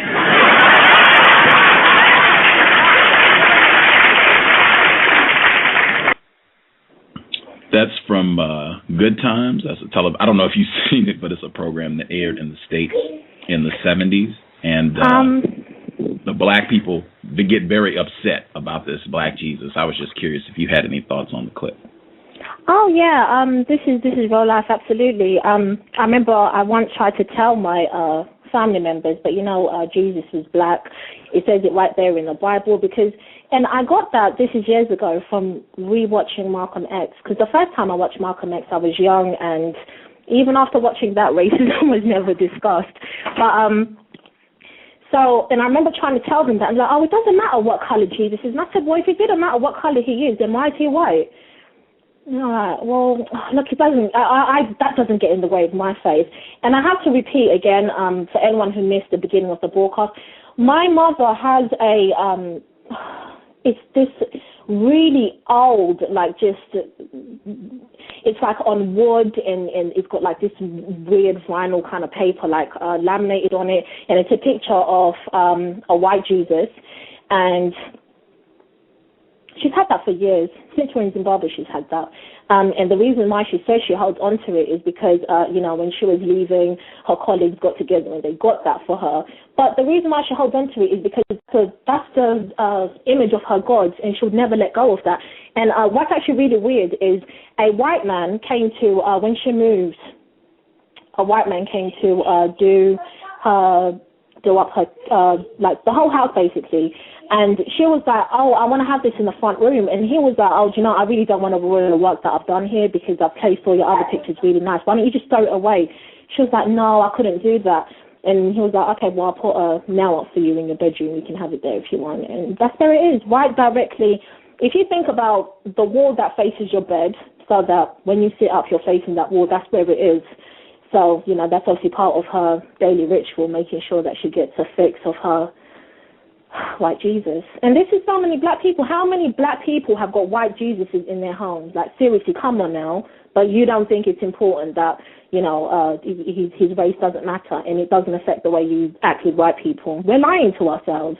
How can you ever think I'm going to kill a white person who is doing this to me as long as you see these people to be your God? You see them to be divine. Okay, and I'm very much 1,000% with the same conclusion that Dr. Campbell has come up with, because I also thought for a long time, what can we do? But white people don't have it in their nature to be able to live under justice. They couldn't do it by themselves as cavemen, and they cannot do it with non-white people. They can't. It's something. It's in their DNA. They can't get away from it. That's who they are, and we need to take serious action on it. So one thing I'd also like to say is all black people raising children today, we need to start teaching our children the reality of death, number one, and also redefine what death means to them, because we can't have our children being scared of death. Too many of us are scared to die and don't know and wouldn't even know how to die in a constructive way, Think kamikaze. When I learned about kamikaze missions, I was a child, and I was like, damn, that's serious. That's real hatred for your enemy and a real love for your people to do that. And a lot of us need to get that through our heads. Stop teaching our children to be scared of death. We need to change how they see death. Make them know that when it comes and they're staring death in the face, it's not the fact that you're going to die. Yeah, that's fine. Embrace that. It's what are you going to do before you die. And I think a lot of black people, we need to start thinking along those lines. Hear, hear. I wanted to definitely make sure I gave opportunity to people to call in to ask questions. The number is 347-215-6071. Ross, 43, he's also in your area. He the person that got me Doreen Lawrence's book, and was big time responsible for that program happening. That is it's featured on the front page. I'm super proud of that program. But yeah, I'm going to get him on the line as well. But if you want to call in, I gave you the number. Press 1, and I will get you online. Before I go to the phone lines, I did want to ask, when you called in earlier this week, and you were talking about, I guess, in your area of the world, London, and you were talking about in terms of dating options, sexual relationships, is a lot of the sexual confusion going on there in terms of promoting having sex with white people, or I was just curious about what's happening. Oh, Gus, it's terrible. Oh my gosh, it's terrible. It's rampant. There are a lot of black males and black females who will tell you, I will not be with a black woman, I will not be with a black man. You know, the programming is, oh gosh, and it really hurts me. And it used to be like a pain that I would feel every time, that I would have to like just kind of slightly screw my face every time I'd see it. But I've had to obviously build up the barriers, because you want to see a lot of painful things, and it's big out here. You know, you have black males going for anything from, you know, your mixed race chicks to your Turkish chicks. You know what's really funny? One thing I analyzed is, in this country, like, you know how you've got the whole Latino, Hispanic, you know, I don't know, Latinos over there, and they're kind of like supposed to be like, well, yeah, we've got the body of black women, but, you know, we've got the long hair, and like white people, we've got the, you know, tanned, light skin, and all this and that. Kind of like the equivalent of those here are like a lot of like East European, Middle Eastern, and for lack of a better expression, people coming from places like, you know, Turkey, Turkish females, Armenia, Lebanon, Iran, a lot of them, because a lot of them have kind of like got curly hair. Sometimes they're not very tanned a lot of the times, but sometimes a few of them have been blessed with that black woman's physique sometimes. And it's almost like I see them being like what the equivalent of like what Latinos are here for black males. Black females, oh gosh, you know, you just see it more and more. There's like I call it the proud mixed race baby look, and it's something that I started describing to my partner a long time ago, before I actually understood what I was looking at. Every time I would look at a black female who's got a mixed race child, like, I'm looking at her thinking, oh gosh, is that your child? You know, how does that feel like having a child that doesn't look like you? Oh gosh. And then when I look back up, after looking at her child, then I look back up, like maybe she's pushing a pushchair or whatever. And one thing I started to notice is a lot of them have kind of like this smug kind of, yeah, that is my baby look. And I started noticing that because different women, you know, different faces, different height, all these type of things, but the look was really similar. Then I said to myself, okay, so they might think, because they are programmed to think that white is better, when I look at their child, it's kind of like an envious or, you know, oh, you're so lucky kind of thing. But this time I'm thinking, how could you do it, black woman? You know, but yeah, it's going on a lot here. I'm seeing a lot of black females, like it's serious. How many of them you see with these light babies, you know, white, half-white babies, you know, and just like anything is better than black to a lot of black people who've been programmed. Anything is better, and it's sad. But what do you do? How can you even begin to? And I'm pretty sure my sister may or may not join that wagon, because a lot of white supremacists actually, when they get with their non-white victims, they two examples. Actually, no, one example. My mum told me a long time ago, there was this, I think, where was she from? Mauritius or somewhere like that. And dark skin, looks Asian. What we call Asian are like people like from India, Bangladesh, Sri Lanka, those kind of thing, not like Chinese people. That's what we commonly refer to as Asian. And look kind of Asian. Her brother got with this white supremacist female, and she already had like 3 kids or whatever, and he was a really young man. That white woman was able to convince him to sterilize himself because she didn't want to have any more children. Tell me about it. I said to myself, this is serious. Here you are, young man, you're looking at this raggedy white woman with her 3+ children already. She doesn't want children, so you have to get yourself sterilized. If you know you don't want any children, why don't you get sterilized? But you see, it's this always wanting to practice racism, and he probably thought, I'm doing her a favor, we're going to be together forever, and, you know, I doubt they're together now. But there's a lot of confusion out here, and when you hear things like that, you have to really see, like, the spell that non-white people are under, and I do literally think white supremacy is a spell. It is a spell. Programming, spell, all of it put together. It's all of it. All of it. White genetic annihilation. Dr. Frances Cress Welsing. That is incredible. Like, what? Yeah, and she was able to do that successfully. So, some of them, no, this is just fun. You don't know it, but somewhere down the line, you know.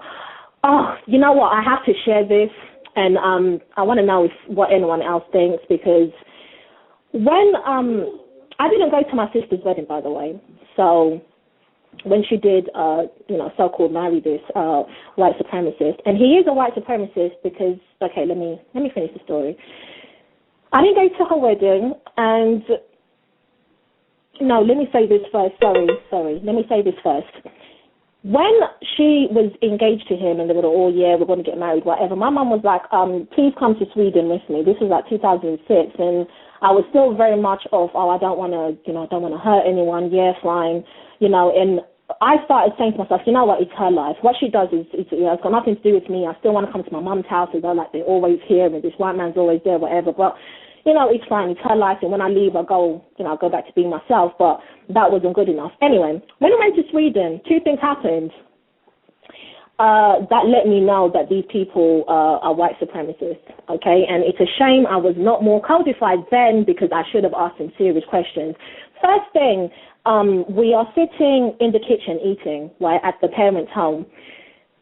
The mother starts talking about how, when our younger daughter got married, because she got married so young, we were concerned, my sister's black, by the way, from Africa, okay, we were concerned because her husband was coming from the north of Sweden, and we didn't know how we were going to take to that, because, it's the north of Sweden, and we're not used to people from the north of Sweden. We're used to people who are in the south of Sweden or wherever area that they were in. This is a white male they're talking about, and they're talking about how they felt concerned because her daughter was marrying someone who was from the north of Sweden. They're still white. But if that was a problem, how did they feel about that man marrying my sister, who is black and from Africa? So, and then I remember they started talking about, they did this on purpose, and I picked that up.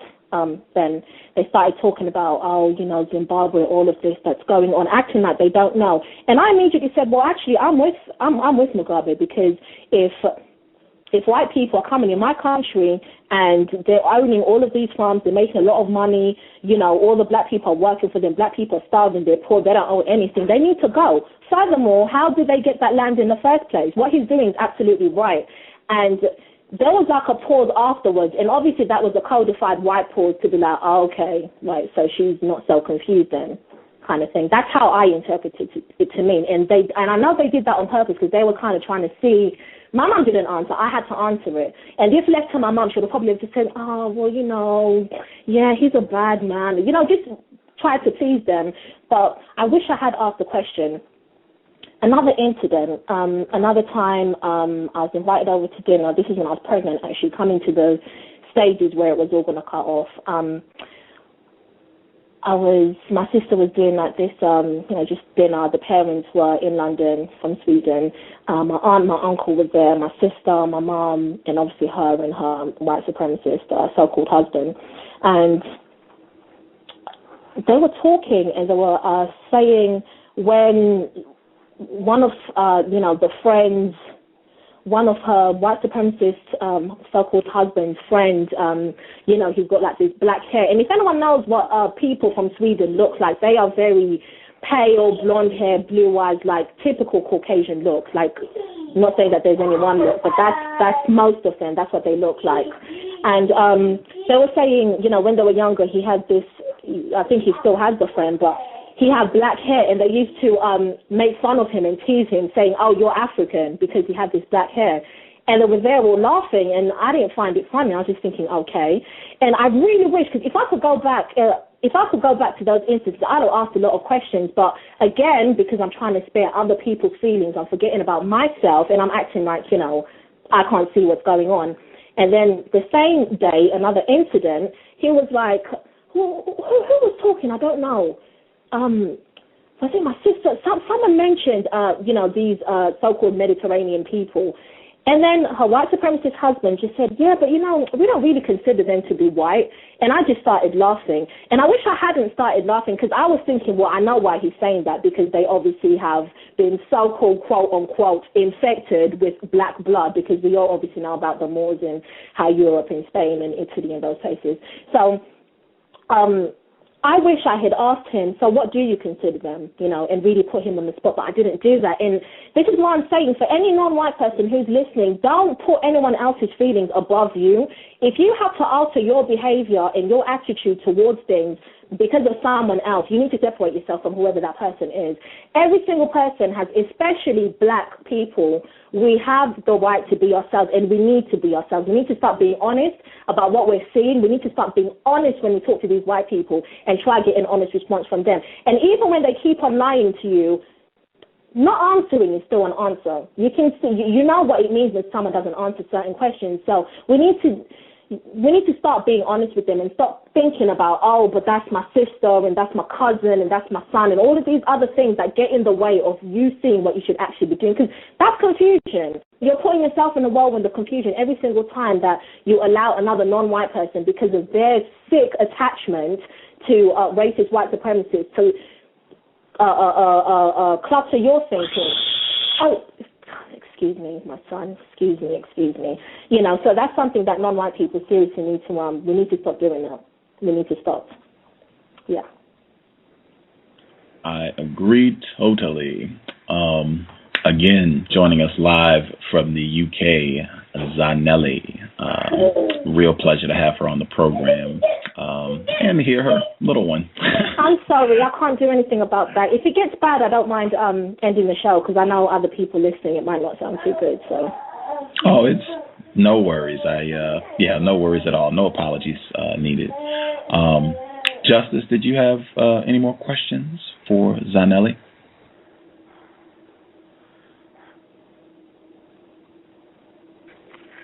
What media would you recommend for children to learn and understand racism, white supremacy?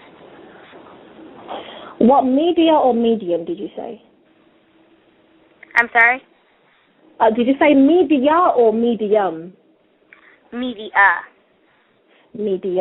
Well, unfortunately, all forms of media on this planet dominated by racism, white supremacy are controlled by white supremacists, but what you need to do is teach your children to be able to see through the lies and also just follow the logic. Anything, really. The internet's been tampered with. Books, we know, are being tampered with. Television, just stay away from it. Unless, of course, you're doing something constructive. But that can be very dangerous because, like I said, it's like a drug and it can pull you in. And you put the notepad and the pen down and you just start watching.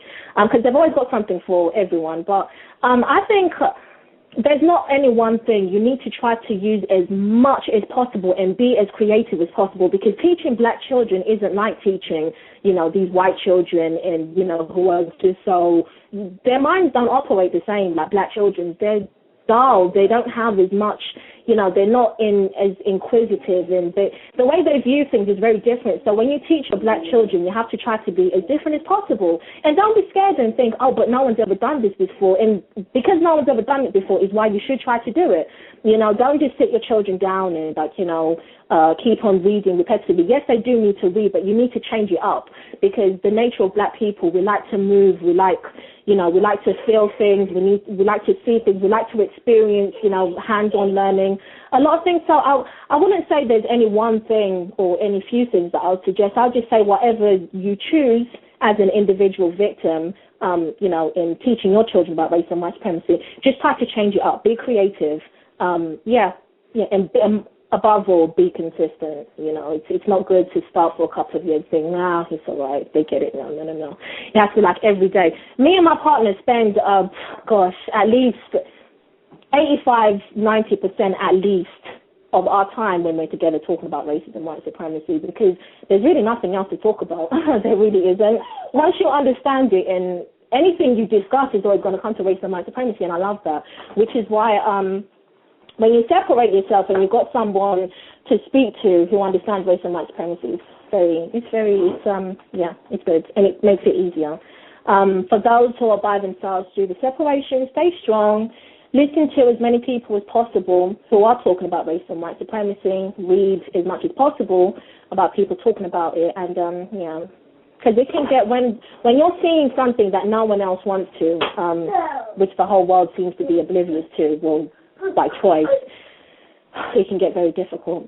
Yeah, so in teaching black children anything, well, not anything, but be creative with it, because your children's minds are very creative. And I find that when my son is there just figuring things out for himself, he likes to figure things out. And I think I know I'm going to have a real challenge in making sure I remain creative with how I teach him, because it needs to remain and we should make racism fun too. It should be fun for your children to know, yes, I'm learning how to be codified. Good. It's not something that they should dread. They should love that they're codified, you know, and just be creative. Think of as many different things as possible that you can do with your children. And like I mentioned before, actually, I was talking about like doing field work, where you actually take your children out and, you know, go to the park, go to a shopping center or what you call shopping malls, or, you know, and just kind of sit there, you know, have a nice little refreshing, healthy drink and have a notepad and a pen.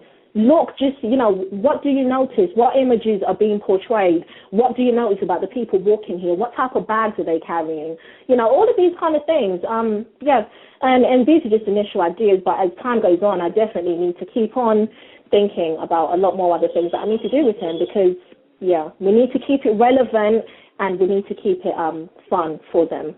And by fun, I don't mean that just fun and games. I mean as in so that they want to do it, so that they're enthusiastic and it's like, yes, I love learning about racism, because if I didn't know about racism, I wouldn't be able to survive.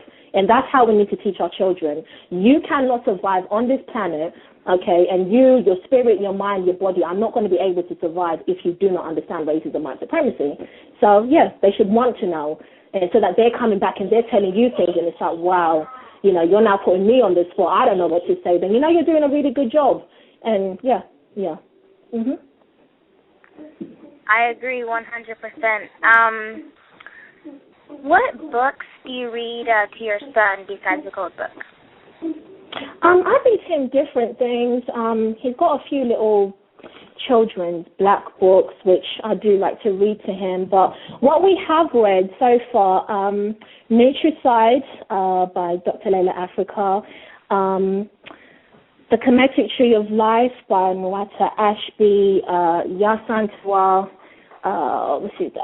Asarifi Donkwa, I'm not too sure how to say that, The African Origin of Civilization, The Destruction of Black Civilization. Those are things that we've read so far. I do intend to read to him The Art of War, How Europe Underdeveloped Africa. I'm just looking at my books right now. I don't have a large selection of books, but it's growing, and so that's what we've read so far. And of this, I've got, and I've got this one called One Africa, One Nation, which is a good book by Omali Yeshitela. What else have I got here? Yeah, because unfortunately, some of the things that I've read, I don't have them in. Oh, gosh, how can I forget? One of the very first books that we read when he was still a baby, I read this to him. I'd read it every single night before he went to sleep, is a book called Why Darkness Matters, The Power of Melanin in the Brain. And it's Bynum, Brown, King, and Moore. So I've given you the full titles, and I didn't tell you. The African Origin of Civilization is by Shike Anta Diop. The Destruction of Black Civilization is by Chancellor Williams. I think those are the only ones that is. So that's what we've read so far, and I do, I want to increase my library. But of course, we all know what the limiting factor always is. So yeah, but it's growing, and yeah. How has being on this show helped you replace white supremacy with justice? Oh, okay, because I am sharing my experiences as a victim of racism, white supremacy, and I want other people, victims, black people especially, because I speak, I'm not really interested in other non-white people. I can explain that in a bit. I want them to understand that there is a lot of confusion.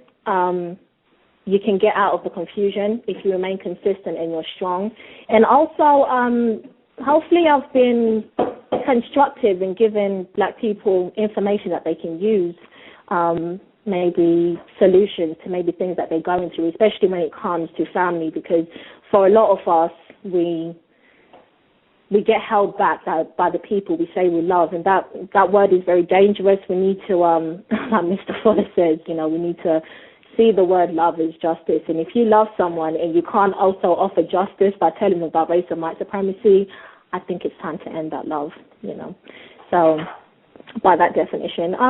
Yeah, and also it's taught me, I've enjoyed you questioning me, Gus, hearing things. I listen to the show all the time. In fact, I usually always have it in the background as I'm doing, my things daily. Yeah. And I hope I've been able to do that. I hope I'm not just talking. I have been able to do that. Do you have a definition for black or black people? Oh, yes. Someone who is 100% melanated with no mixture of anything else in them.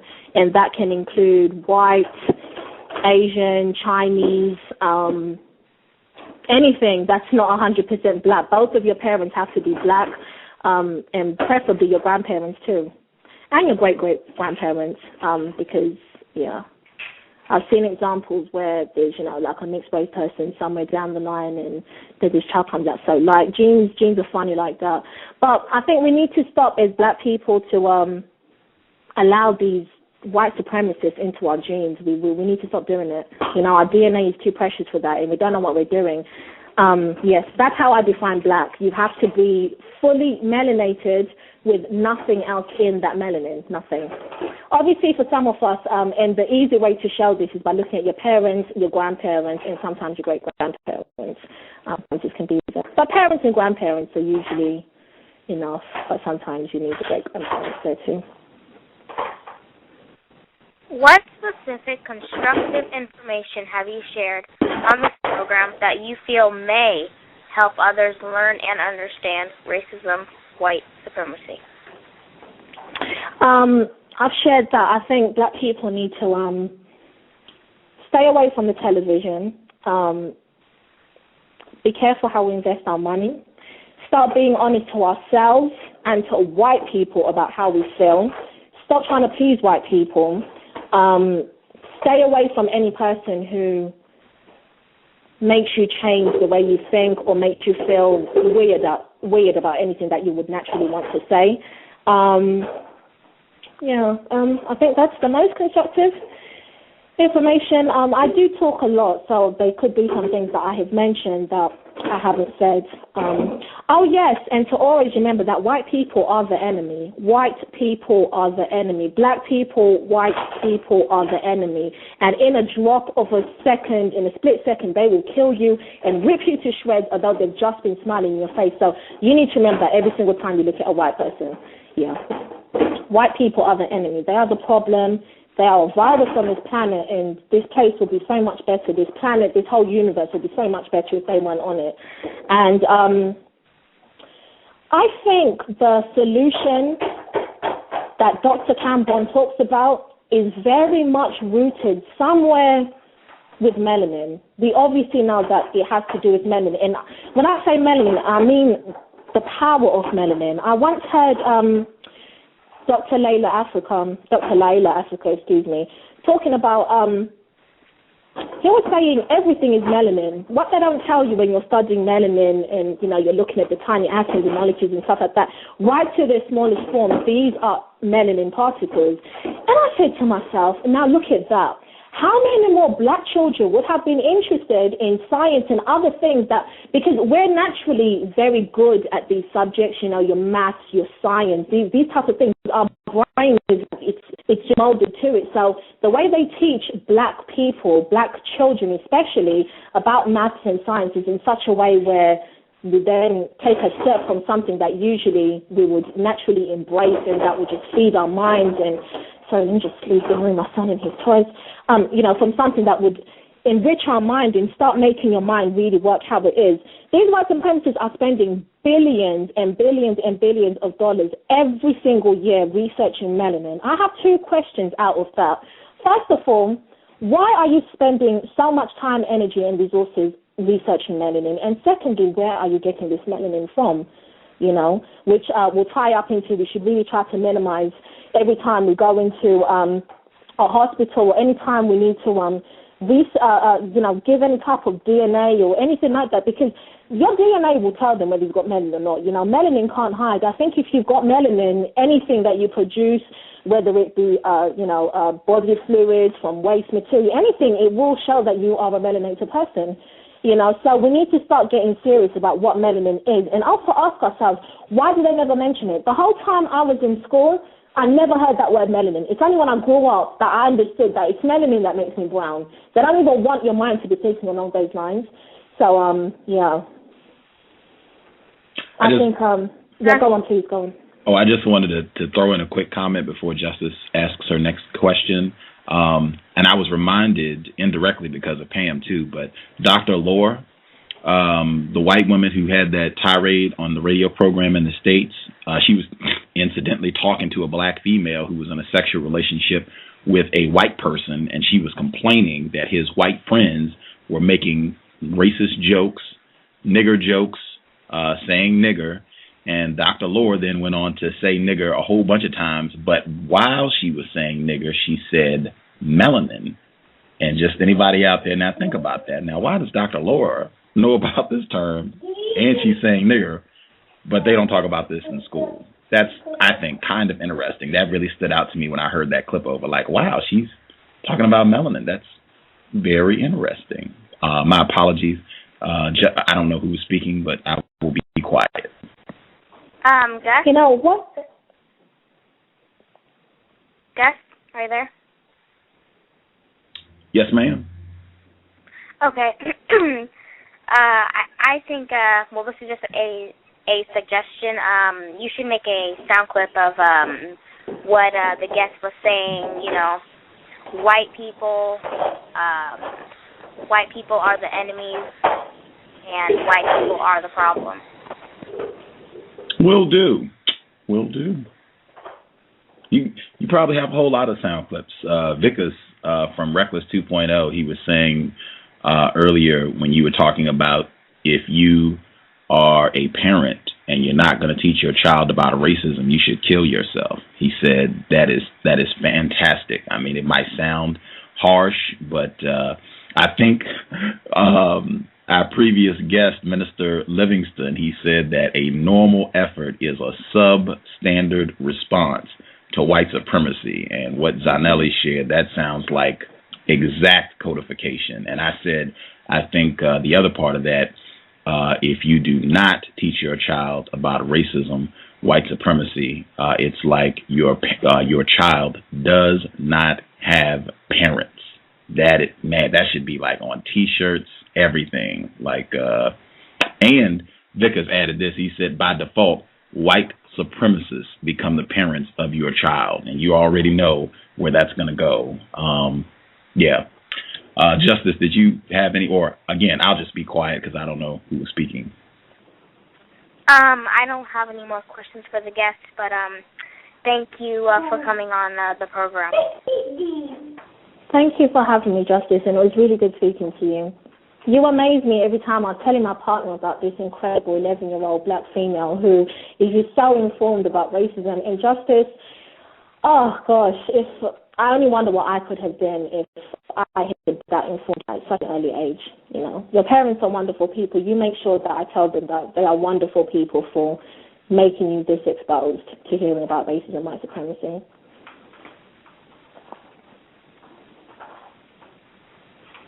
Was that a question or I didn't?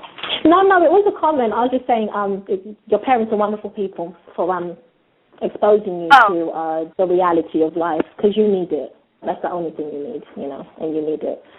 So I was just saying, let them know that I said that. Sure. Thanks. There was a fellow listener in the UK, Ross, 43. He had a question. I'm adding him to the line. Okay. Ross, 43. Are you with us, Ross? Yes, I am. Greetings to everybody.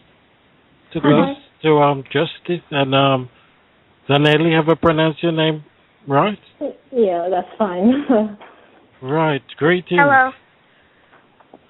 Right. How are you all doing today? I'm sorry, I just stepped in. I didn't get a chance to hear all of the broadcast. I'm still learning, still being mistreated, but I am I'm hopeful that will be corrected. That's it. Me too. Zanele, I've got one question I would like to ask you. Yes. If that's all right. What do you think about the new adoption policy that's going to be implemented soon regarding placing black children or non-white children? Because now they're saying, right, that white people shouldn't be barred. Because before they used to have a strict policy of placing non-white children with people of the similar background. But now this new policy will make it like children even more confused than they already are. So I just want to know your views. Oh gosh, I think that's just another attempt by white supremacists to kill the black child in one way or another, completely destroy the black family structure and make them completely white identified. That's the only thing that's going to come out of that. Why, logically speaking, would a lion offer to raise a sheep? You can't do that. It's not going to work out. They're completely different. You can't do it. So why would you do it with people? It's not just about, it's just skin color. No, we've got different views of life. We get treated differently in this world. Some people are powerful, the white supremacists. Non-white people are powerless. And for me to now see you as a parent as well as a racist white supremacist, this is too much. This is destroying the spirit, the mind, and usually the body, okay, because alcohol, drugs, all other types of non-constructive things will be turned to as a relief of the confusion that you're under. And I completely disagree with it. But again, white people will do anything to make black people look like we are, we're not good parents. In order for a black child to be raised white, they need to be with a white person. We teach you, Lord, why don't we now just start being your parents? And Pam as well, Trojan Horse Pam, who I do always enjoy listening to her comments. She also has been saying over the past couple of weeks, it's also a desire to replace the black female as the mother role, because a lot of times it's these white females raising them, and this is setting up war in a way which is just so vile and oh gosh, that's warfare right there. That's warfare, and they don't even realize it. That's warfare. Sorry, because they're saying now even lesbian and gays can adopt as well. This is exactly it. It's going to be even more confused. What these people are trying to do is they're trying to completely, so that from birth, a black child, be it a black female, a black male, already doesn't know anything about themselves. Here you are now being raised by white homosexuals. Oh my gosh, what kind of view of the world are you going to have? What kind of view about yourself are you going to have? This is a really sick way for these white supremacists to get to practice racism. A lot of these black children are being used They're doing this because, I said, first of all, it's warfare, but also because they want an opportunity to be able to maybe do guinea pig experiments. Okay, well, we've been working on this in the laboratory or whatever else that they've got, and we want to see how black people take to it. So let's try it out on that black person. It's making it very easy. White supremacists have a relative, ease of access to black bodies, non-white bodies anyway. But what I mean is, them testing out. To me, it's just sick, and I don't even know how deep it's going and why they're doing it. But I know it's a really crucial part of the warfare that they've been waging against us for a really long time, and it's disturbing. It's absolutely disturbing to think you have this beautiful black child who's going to have to look at these white supremacists and even associate feelings of affection and tenderness and security and protection and view them how they should be viewing their parents. That's chilling. It's chilling. It's disturbing. It's disturbing. Yeah. And again, it's disturbing. It disturbs me greatly. Greatly. Sorry for not explaining to my American listeners, because what they're doing now is having a new adoption policy that says that you can't bar whites from adopting black children. So it's going to be implemented to be law soon. I think I might be wrong, but I think I've been on my job. I just read an article on the program that was on the BBC that's on this very subject. They were talking about white people adopting non-white children. I think I might be incorrect, but I know I just read it, and I think that was one of the reports that I shared on the program. So listeners, consistent listeners, they should be up to speed. And even if they're not, white people are doing the exact same thing here. They're making movies, Sandra Bullock, The Blind Side. I got Terry Kelleher on my front page. He is an admitted racist, and he adopted a black child from the womb. He was there in the delivery room and adopted this child from a black female. So they're doing the exact same thing here. So even if they're not up to speed, listeners in the States, we know exactly what you're talking about. I won't hog too much of your time. I just want to read one of the comments that I think it's a black person made. He says it's about time because 30 years ago I was adopted and I have a loving and caring and supportive family that were white. So I'm all for it. Gosh. Maximum confusion. Okay. I'll let somebody else talk now. Always good to hear from you, Ross43, investor and longtime listener. Mr. Nero and Non-Mighty Wick, your lines are open. Did you all have questions? Mr. Nero, Non-Mighty Wick, the other people that called in, if you had a question, you can press 1. But Non-Mighty Wick, Mr. Nero?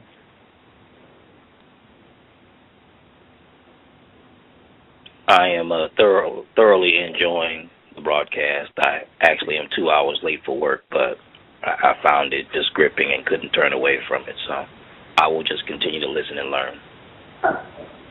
Good to hear from you, Mr. Nero.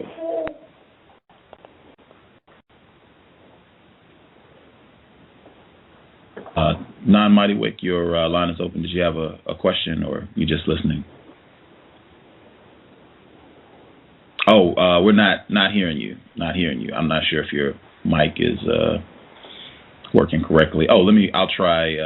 Okay, let's try this one. The 4404 line is open. Non-Mighty Wick, are you there? Hello, can I be heard? Yes, sir. Okay, yeah. Thanks for coming on. It's been very constructive.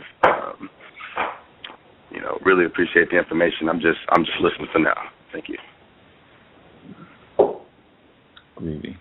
I wanted to. Did you need to go? I didn't want to. I know you are a parent and a partner. Are we taking up too much of your time? Oh no, I'm fine. I'm just here watching my son doing his little thing, playing with a cop. So he's fine right now. No, it's fine. It's fine. Groovy. Yeah, we would love to have you back on the program. I have several non-white females, and they have talked about hair, and I thought your commentary on hair could be a sound clip as well. If we can coordinate the times, I guess we probably have to make it earlier in the day for us, but if we could coordinate maybe something on the weekend to do a discussion on hair and have, ideally it would be great if we could have black females who have quote-unquote natural hair and straightened hair. If we could have a collection of those females, that would be great. Would you be interested in participating in a discussion like that, dealing with exactly what you said, hair and white supremacy? Yeah, absolutely. Black females are in major denial. If you can't look at yourself in the mirror just the way you are, and you have to go chemically mutilate your image or put, hair pieces and all other things, and you can actually tell yourself you love yourself, then you're lying, and I don't know what to do about the problem because you can't even see it. I've tried to speak to some non-white females, black females in the past about hair, and it's like, I call weaves and chemically mutilated, also known as relaxed for white people, hair. I call it the veil of deception that black females wear in order to try to pretend that white supremacy doesn't exist. That's what I call it. So when you do see a woman like that, understand that she probably won't want to talk about racism. And if she is talking about racism, I'm not saying, hair means everything, because I've seen women with natural hair and, they've got their white men there, but it's such a basic thing. If you can't accept what you look like, then, and you can't see the link between white identification and you wearing these hair pieces, trying to make yourself look like a white woman, because if we hadn't been told how ugly we are, how, inferior we are, all of these other types of things, and, you always see these movies of, the black mammy, brushing the white girl's hair while she's not allowed to, she doesn't even have a comb to do anything to her own hair. I always say when you start understanding racism, white supremacy, and you're black, regardless of what you are, there's almost like a detox period that you have to go through, and you have to let go of a lot of things that you've been trained to see. And even when, for those of us who have been codified, who are codified and are still learning, and there's still usually something, an area, that you need to, get rid of, ideas that you still possess. And if you can't even look at yourself and say, I like me for who I am, then that's another trap right there. And, you see a lot of these black women, like, buying the Cosmopolitans and all of these white supremacist, racist woman magazines. And I say, anytime I see a black woman with any one of those white magazines in her hand, I already know that she has a major inferior complex, major. There's like a self-hatred there. And, I see it. To me, that's an immediate sign. Because why would you be buying anything to stare at these racist women? Why would you do it? If you don't see yourself to be below them so that they are something to gaze upon? You're going to give your eyes, this as information to see. No, this is, there's a serious problem, a really serious problem. And I'll continue to say black females are a lot more hesitant to talk about race, maybe because of how racist man and racist woman treat them when it comes to race. They'll give them the higher paying jobs. They will... Black women are degraded in so many different ways, but when it comes to how they're treated, when it comes to making money and, being a so-called provider and this whole independent woman, I can be by myself, I don't need a man, all of this, that's confused a lot of black females, and they think because of that racism doesn't exist, but they don't realize that these jobs, these corporate situations, a lot of these, they're breaking up the black family. We need to be able to go back to a stage where we're teaching our children, we're staying at home and we're teaching our children. I'm not saying stay at home so you can do nothing. I'm currently studying accounting because I'm doing that because it's a practical skill to have. And also when I'm qualified and I get the rest of my experience, I intend to work from home because what comes first is educating my child, and a lot of people don't understand. Once you have a child, everything else has to you have to put everything else on hold. it's now your responsibility to make sure that this young life understands everything. So if it does mean that you're going to have to sleep for maybe 2 hours a night because you're going to have to be homeschooling as well as, trying to quickly work from home and, these are sacrifices we have to do. So many sacrifices are required in order for us to be able to overcome this. Sacrifice and bloodshed, and if you can't even help yourself and accept who you are for yourself, then you're going to have a real hard time sacrificing anything. And in a lot of these movies, you get the black females, they'll blatantly tell the black man, I ain't got time for a baby, I'm too busy with my career, this, that, and the other, and they don't even see that already the black family's been broken up,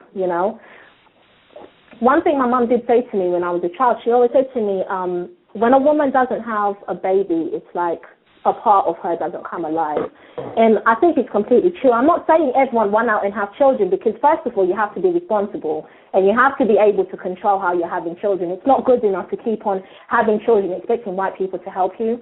But at the same time, don't let the illusion that these people are pumping into your head think that there's anything more important than educating your children about racism, white supremacy. And that's what it is, There's serious problems with black females. I don't want to make it seem like I have issues with black females, but as a black female myself, I observe a lot of things where I say, Dr. Lila Africa might just be right because maybe 1,000 to 2,000 years we might be over this.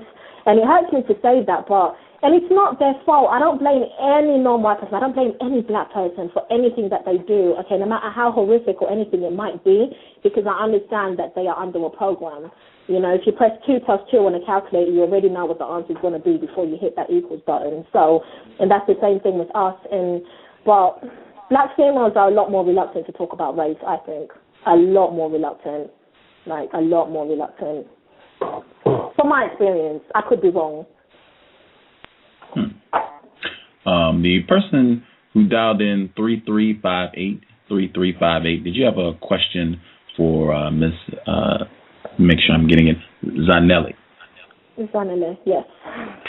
Yes, I got a quick question. Greetings first, Sister Zanele, and the fam of the cows.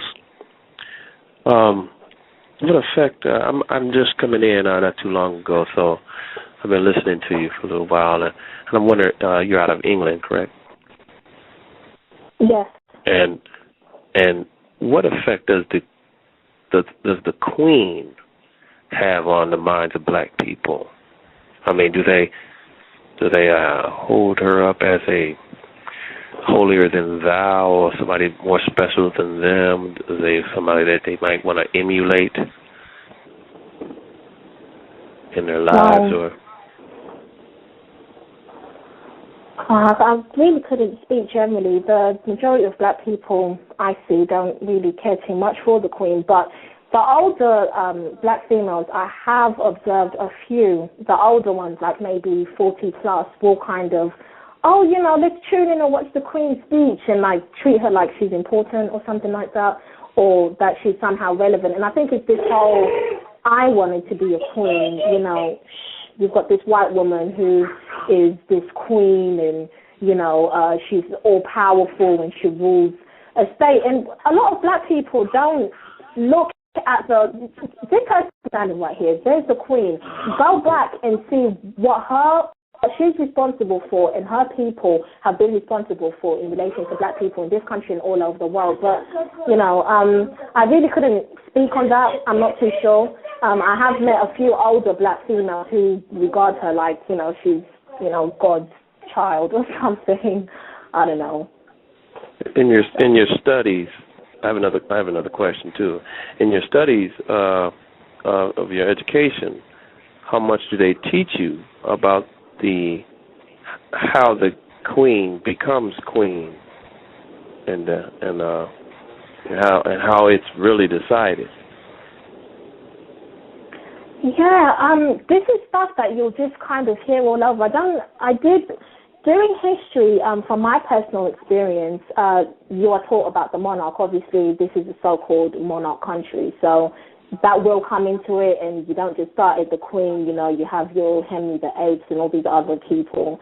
They never tell you the full story. from learning that, you kind of come to see how the system works, with the monarch. But, it's also kind of spoken about briefly, like sometimes depending on what you're watching on the news or depending on what program you're watching. But they do give her an important role because this is, they tell you that it's Parliament who make all the rules and, the Queen just kind of, agrees certain things, but it's really parliamentary sovereignty. But then to keep up with so-called old white supremacist tradition, she does still have to, sign things, and anything that Parliament decides, she can immediately say, no, I don't want that, and then it's scrapped. But, that's all I can really say about that. I don't know if that's been helpful for you. 3358, hang tight 1 second. Someone called in go ahead, Justin. Can I ask this one question? Sure, okay, just hang on 1 second. Hang on 1 second. I wanted to get the person at 3193. Your line is going to be open, and the person at 5590, I'm going to open your lines up, but if you could mute your lines, that would be great, and then I will get you once Justice is done with her questions. So 3193 and 5590, your lines are open. If you could just mute your lines, I'll get your questions once Justice is all done. Have you ever seen the so-called Queen of England? When I was in primary school, when Nelson Mandela was freed from prison, there was like a whole ceremony where he came to England, obviously because South Africa is run by England, the white supremacists who live in this area of the world. And there was like this whole big celebration thing, and I remember I was one of the students who were selected. We literally put names in a hat, and I was picked, and some other white girl was picked, and some other people, and went down to, where was it? Oh gosh, Buckingham Palace. I can't even remember where it was, to be honest. It's not something that's relevant to me. But and I just kind of saw her there in her car doing her wave, white supremacist woman, racist woman wave, and that's about it. But I'm sure some now desire to, gosh, let me see the Queen. I was young, it was like a primary school trip, and that's about it really. It's not something I'd ever waste my time doing. Again, I got nothing from it. Did she say anything to you when you saw her? Oh, no, she was in a car. I just saw her, then. But, some people will turn up, they'll be like, oh, the Queen is coming to this hospital, she's doing this event, and people show up and they'll be so happy, and you have all these black people smiling, oh my gosh, I'm with the Queen, and all this other confusing behavior, so, no, and the Queen wouldn't want to meet me. They'll probably arrest me if I came into contact with her. I'm sure they would charge me for treason or something. Yeah. Wow. I don't have any more questions at this time. The person who dialed in 3193, did you have a question?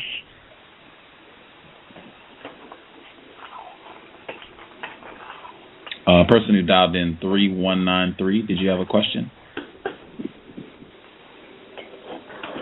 Yeah. Can you guys hear me? Yes, sir. In growing up during school in England, do they teach you about any African history, or do they just teach you about English history? European history, nothing else. Nothing else for European history. Nothing else. I don't know if it's changed now, but nothing. And I actually remember one time I asked my history teacher, how come we don't learn anything about black history or slavery or anything like that? She didn't even answer me. She just acted like she didn't hear me, and she did, because she looked at me. She heard me. And never one thing, not one thing. And it also didn't help that I wasn't getting information from my family either. It's sad. I'm from Zimbabwe. Zimbabwe was colonized by these white supremacists. I told you that. I knew there were white people in Zimbabwe. I could not have told you. And here I was with a parent who grew up in what was at the time colonial Rhodesia. So it's we need to stop. We really need to start telling our children the truth, because it's you don't have to have anything that's recognized by these white supremacists, like pieces of paper or anything like that, gone to lavish institutions. Just tell your children your experiences. That alone can make them smart, but we don't realize that, So, no, I was never taught anything black. Nothing.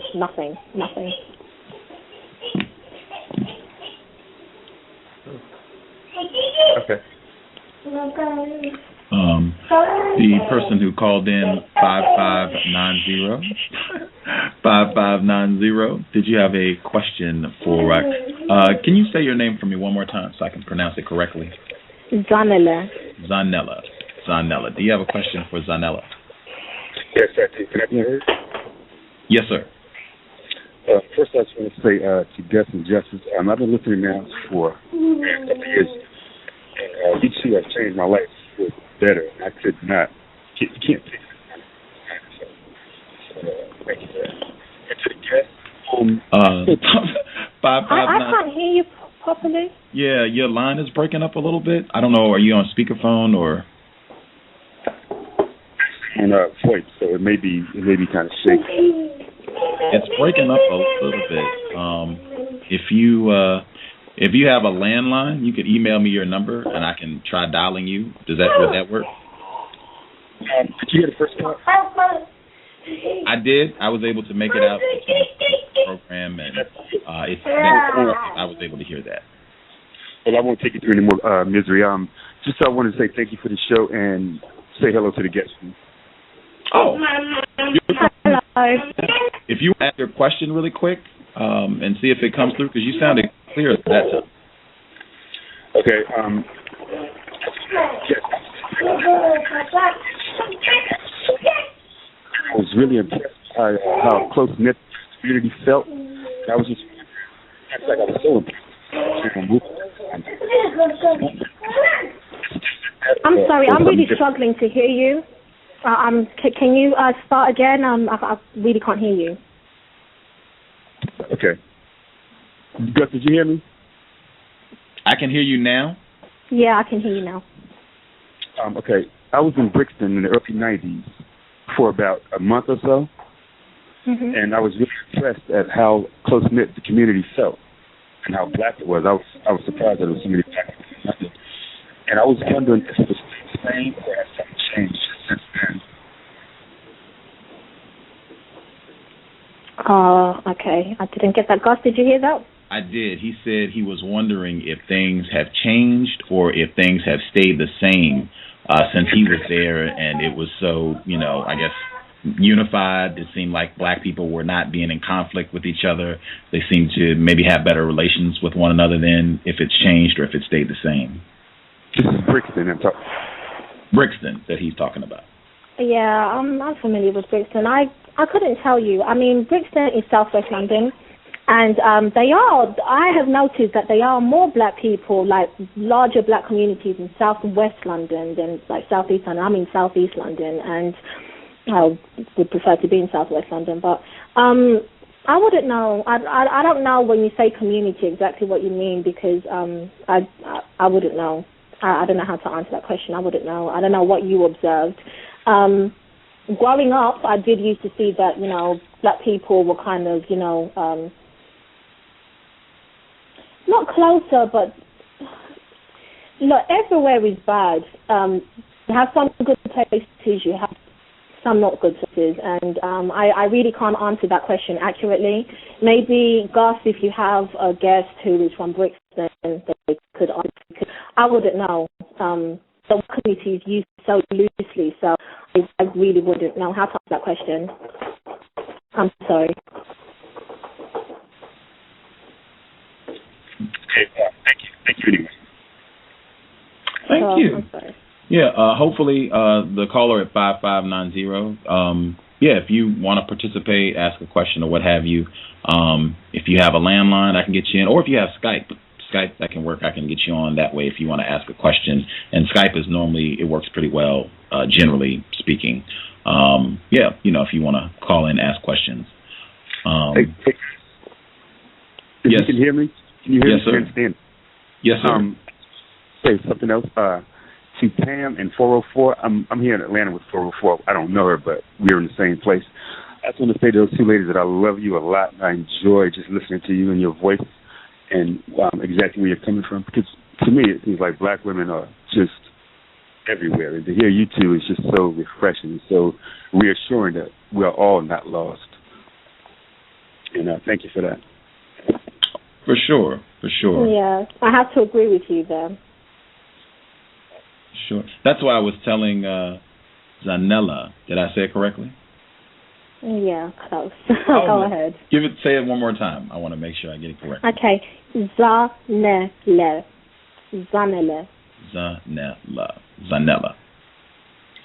Okay. I was telling Zanele before we came on the program that I thought it would be really good to have, a black female who is less confused speaking, because, you've even said that yourself, it seems like perhaps black females are reluctant to speak about racism, white supremacy, and I think I've heard something similar to that expressed before. So I think it's constructive to have examples of black females, non-white females who are less confused and willing to speak honestly, accurately about racism, white supremacy. I think that's very helpful. I wanted to ask about your siblings and the racists that they are involved with. Dark Matter, she's in your area of the world, and she said that she also has family members who have, gotten themselves into these tragic arrangements, and the pattern we picked up is that the white people will generate conflict between the non-white people in the family that works to their advantage. Has, the same thing happened in either of your two instances of this happening?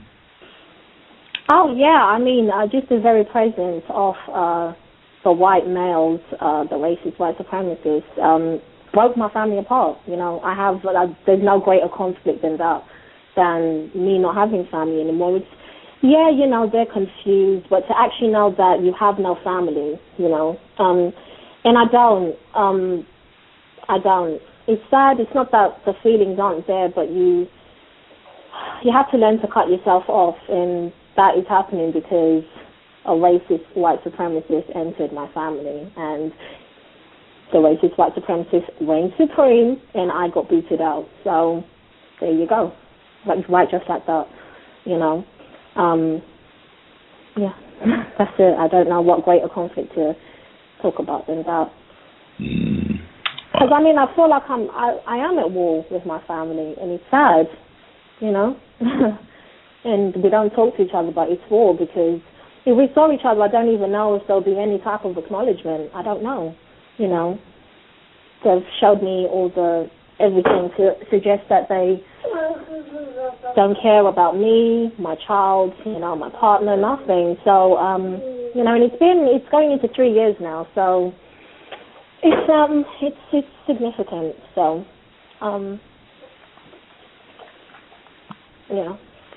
white people are the problem. I don't blame them. Initially I went through the stage where excuse me. Initially I went through the stage where I felt angry, and then it was just like, no, I'm not nothing to of that. He was like, it's not them. That's how they've been programmed to be. And it's true. It's true. You don't get mad at a robot that's functioning like it's been programmed to function. That's the robot, and it's functioning as it has been programmed to, and unfortunately I don't have the skills to come and deprogram that and put something else, unfortunately, so, yeah.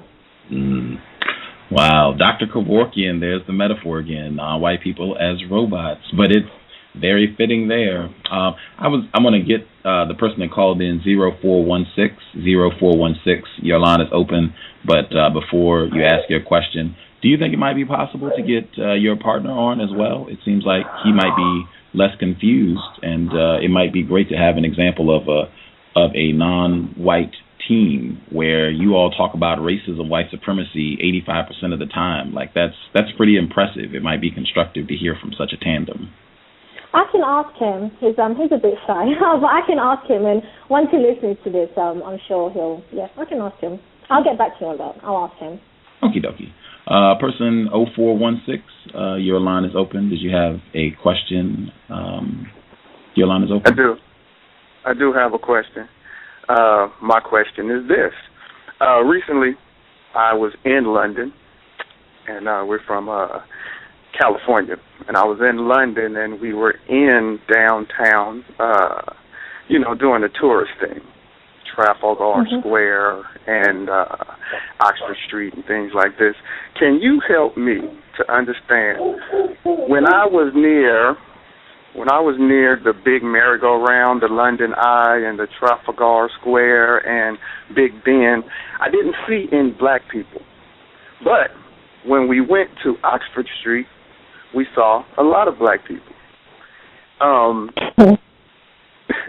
To me, it seemed like when we got up to Oxford Street and we walked down away from, Essex, I think that's the name of the street, Essex and Oxford Street. Does that make sense? I'm not too sure Essex, but carry on. I'm very familiar with Oxford Street, but carry on. Well, when we walked closer to Oxford Street, we began to see more black people, black people and younger black people, and we kind of made it a point to eyeball all of the black people to try to get conversation from them. We got nothing. I mean, it was almost like being at home. Can you help me and my wife to understand why, as we were closer to the London Eye, there were no black people, and when we got closer to Oxford Street, there were more black people?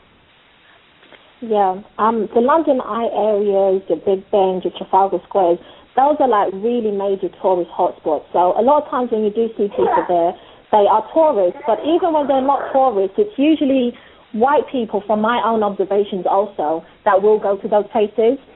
Oxford Street has all the shops, that's where like a lot of the homosexual white supremacists are able to do their programming of black people, especially, not just black people, but that's where, you've got your night town, you've got your Selfridges, you've got all these places that, it's like black people flashing, buy, conform, get with the program, literally, and that's why black people love going to central London, and it's usually for the shops, to spend money that a lot of times we don't have, but because the program has been set for us by white supremacists, and they want us to look this way and dress this way and work here, and that would be my explanation for that.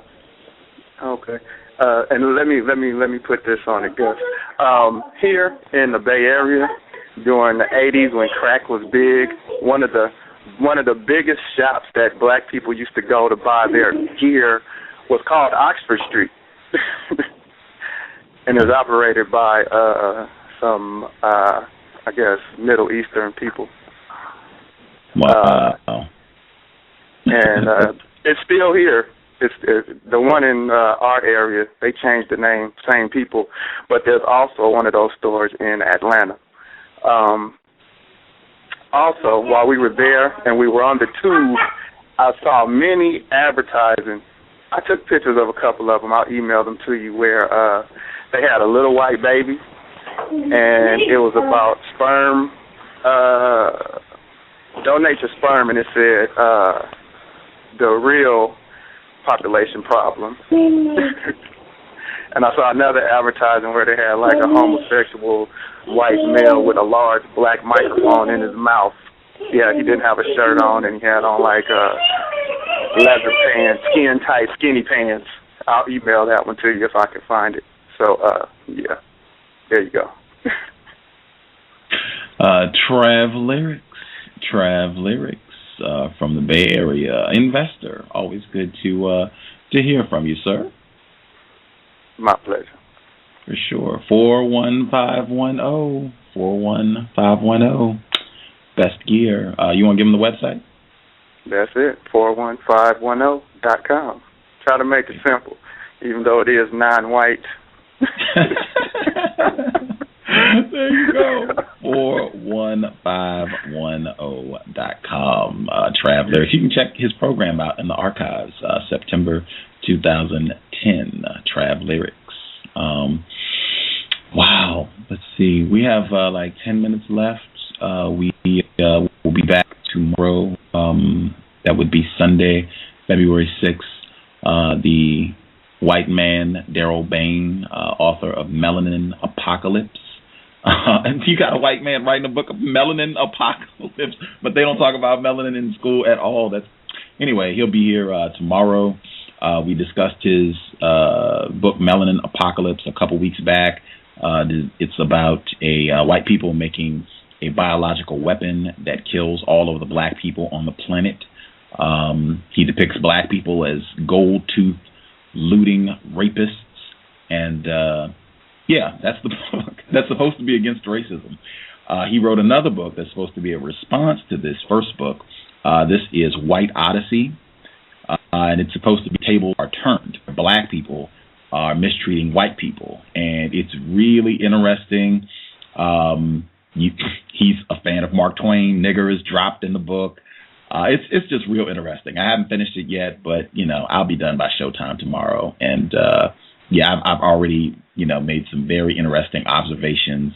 We'll also be discussing Farnham's Freehold. That is a book that was written during the 1960s, which is very interesting context, where again white people decide to kill all of the black people in the universe. And very interesting book. They have a black male servant. He also is a fan of Mark. They reference Mark Twain in the book. I was waiting on it. The white people are in a fallout shelter, and the main white character, he's listing the things that he has salvaged and that he's stored away in preparation for this war.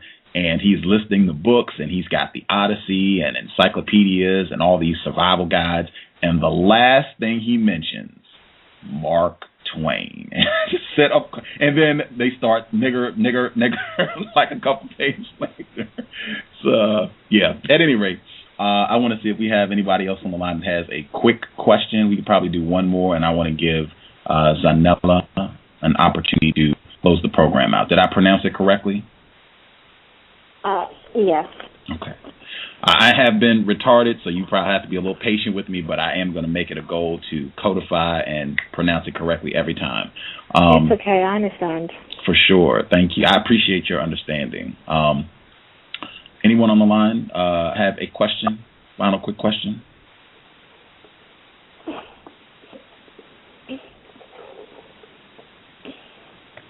Hello? Gus? Oh, it's such a shame. I would love to ask. Mr. Nero? Yes, I'm just curious, ma'am, if you were taught that Africans sold Africans into slavery. I wasn't taught anything. It's only when I became older and I started doing research for myself and I found out the lie about that, because it wouldn't matter if that happened, because everyone was tricked and everyone was confused. So that's something that people need to start doing. Yeah, okay, it happened, but that also creates a divide between black people living on, in the area of the world known as Africa, and the others living elsewhere. Because you're to blame. No one except white people are to blame. And I wasn't taught anything. This is, and I'm glad I wasn't, because it's when I became older that I kind of pieced it up. Excuse me. I'm feeding my son. It's I pieced it all together, and I found out that lie and what it really is, and But I know that's something that goes on a lot, and a lot of people still think that.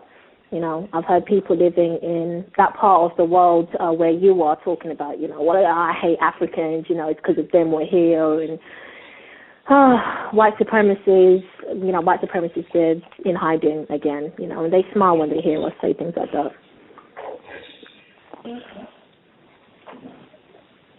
Thank you very much. Anyone else have a quick one? And then I want to give the last 5 minutes to Zanele. So if she has anything she wants to share before we close out, she'll have time to do that. Anyone else with a question? Gus, can you hear me? Yes, sir. What was the name of that book that you just talked about just now? I mentioned two. One is White Odyssey. That's by Daryl Bain. The other is Farnham's Freehold, and that is by Robert A. Heinlein, Heinlein, Robert A. Heinlein. White Odyssey is the one Daryl Bain authored, where the white people are being mistreated. Farnham's Freehold is the one where white people kill all the black people. Oh, I mentioned 3. Melanin Apocalypse. That's Daryl Bain's other book, where white people kill all the black people. Okay. Thank you. Thank you, sir. Yes, sir. Anyone have a quick question for Zanele?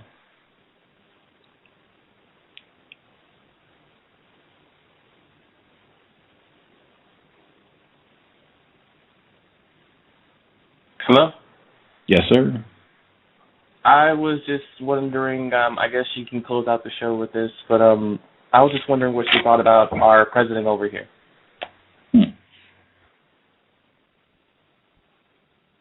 I think Mr. Obama, President Obama, is a tool used by white supremacists. Unfortunately, he's been put there, like they're showcasing him as a non-white, non-black male, but still calling him black, so black people feel happy. And I'm pretty sure there are a lot of nasty surprises with him. He's like anyone else. He's no different to a Beyonce or Rihanna or 50 Cent. He's just like the rest of them, showcased black person. That's what I think. I could be wrong, but the evidence to me shows that. It's got nothing against him. It's just, unfortunately, these white supremacists, as usual, are always out using people and trying to confuse black people, especially. I remember when the whole thing was going on, and I saw like a lot of black people like crying, and oh my gosh, our president is black, and I was laughing because I was thinking, so what do you think this now means? What does this mean? That's the end of racism or something? But I think that was obviously a sick trick that these white supremacists were playing on the psyches of victims, black people, and so I don't think much of him. I don't have much to say about him. But I do have to say that the system of white supremacy has to end. And these white supremacists do a lot of things to confuse people and make us think what is going on isn't, and he, of course, is going to be an easy scapegoat for whatever it is, that he may or may not do. The blame is a black man, but, of course, he's not black. He's a non-white person with a white parent. So, that's all I have to say about President Obama. Well, hopefully we will be able to have, this will be practice. Hopefully I'll get lots of practice in saying your name correctly. You'll be able to come back and chat with us. Lots of folks have said that they thoroughly enjoyed hearing from you, and that you sound a lot less confused than most of the folks they come in contact with. So we would love to have you back on regularly. Anytime you want to hang out, just let us know and we can give you a ring. We have 3 minutes left. Feel free. Anything you would like to share that you think should be emphasized, or anything you just want to make sure we get in before the program closes out, you have 3 minutes. And if you want to share like a website that you have or Facebook or anything, if you want to give that out, feel free. No, actually, I'm not into that whole social networking thing. I'm probably like stuck back in the 90s or something. It's been really good being here. I just hope I've shared any constructive information that can be used constructively by non-white black people, especially. If anyone has any questions, I don't know, I guess you can email me. You're not obligated to, just anyone who might have listened to this and wants to say something. My email address is clevermind@hotmail.com. That's CLEVAMIND@hotmail.com. And it's been really nice being here. It's I really enjoyed this show, really do. It's a shame I didn't hear from Pam or 404, but maybe next time. Thank you for having me, Gus and Justice. It's been good. It's been good answering the questions, and it's been good sharing. I think this is like a therapy. Black people should be honest about racism and white supremacy because it's like a therapy for us. And this definitely has been therapy for me. So thank you all so much for listening to me. It means a lot. You've helped too. Wow, what a program! Thoroughly enjoyed it. We will we'll be back. You'll have an opportunity to speak to Pam and the gang directly. I'm sure it'll be great. Maybe we can get all of you on the same program so you all can, chat about whatever. I'm sure they'll be on the hair program, so we'll make that happen ASAP. We'll be back tomorrow. Thank you, everyone. Zanele, All-Star. Thanks, Gus. Bye, everyone. Bye. Bye.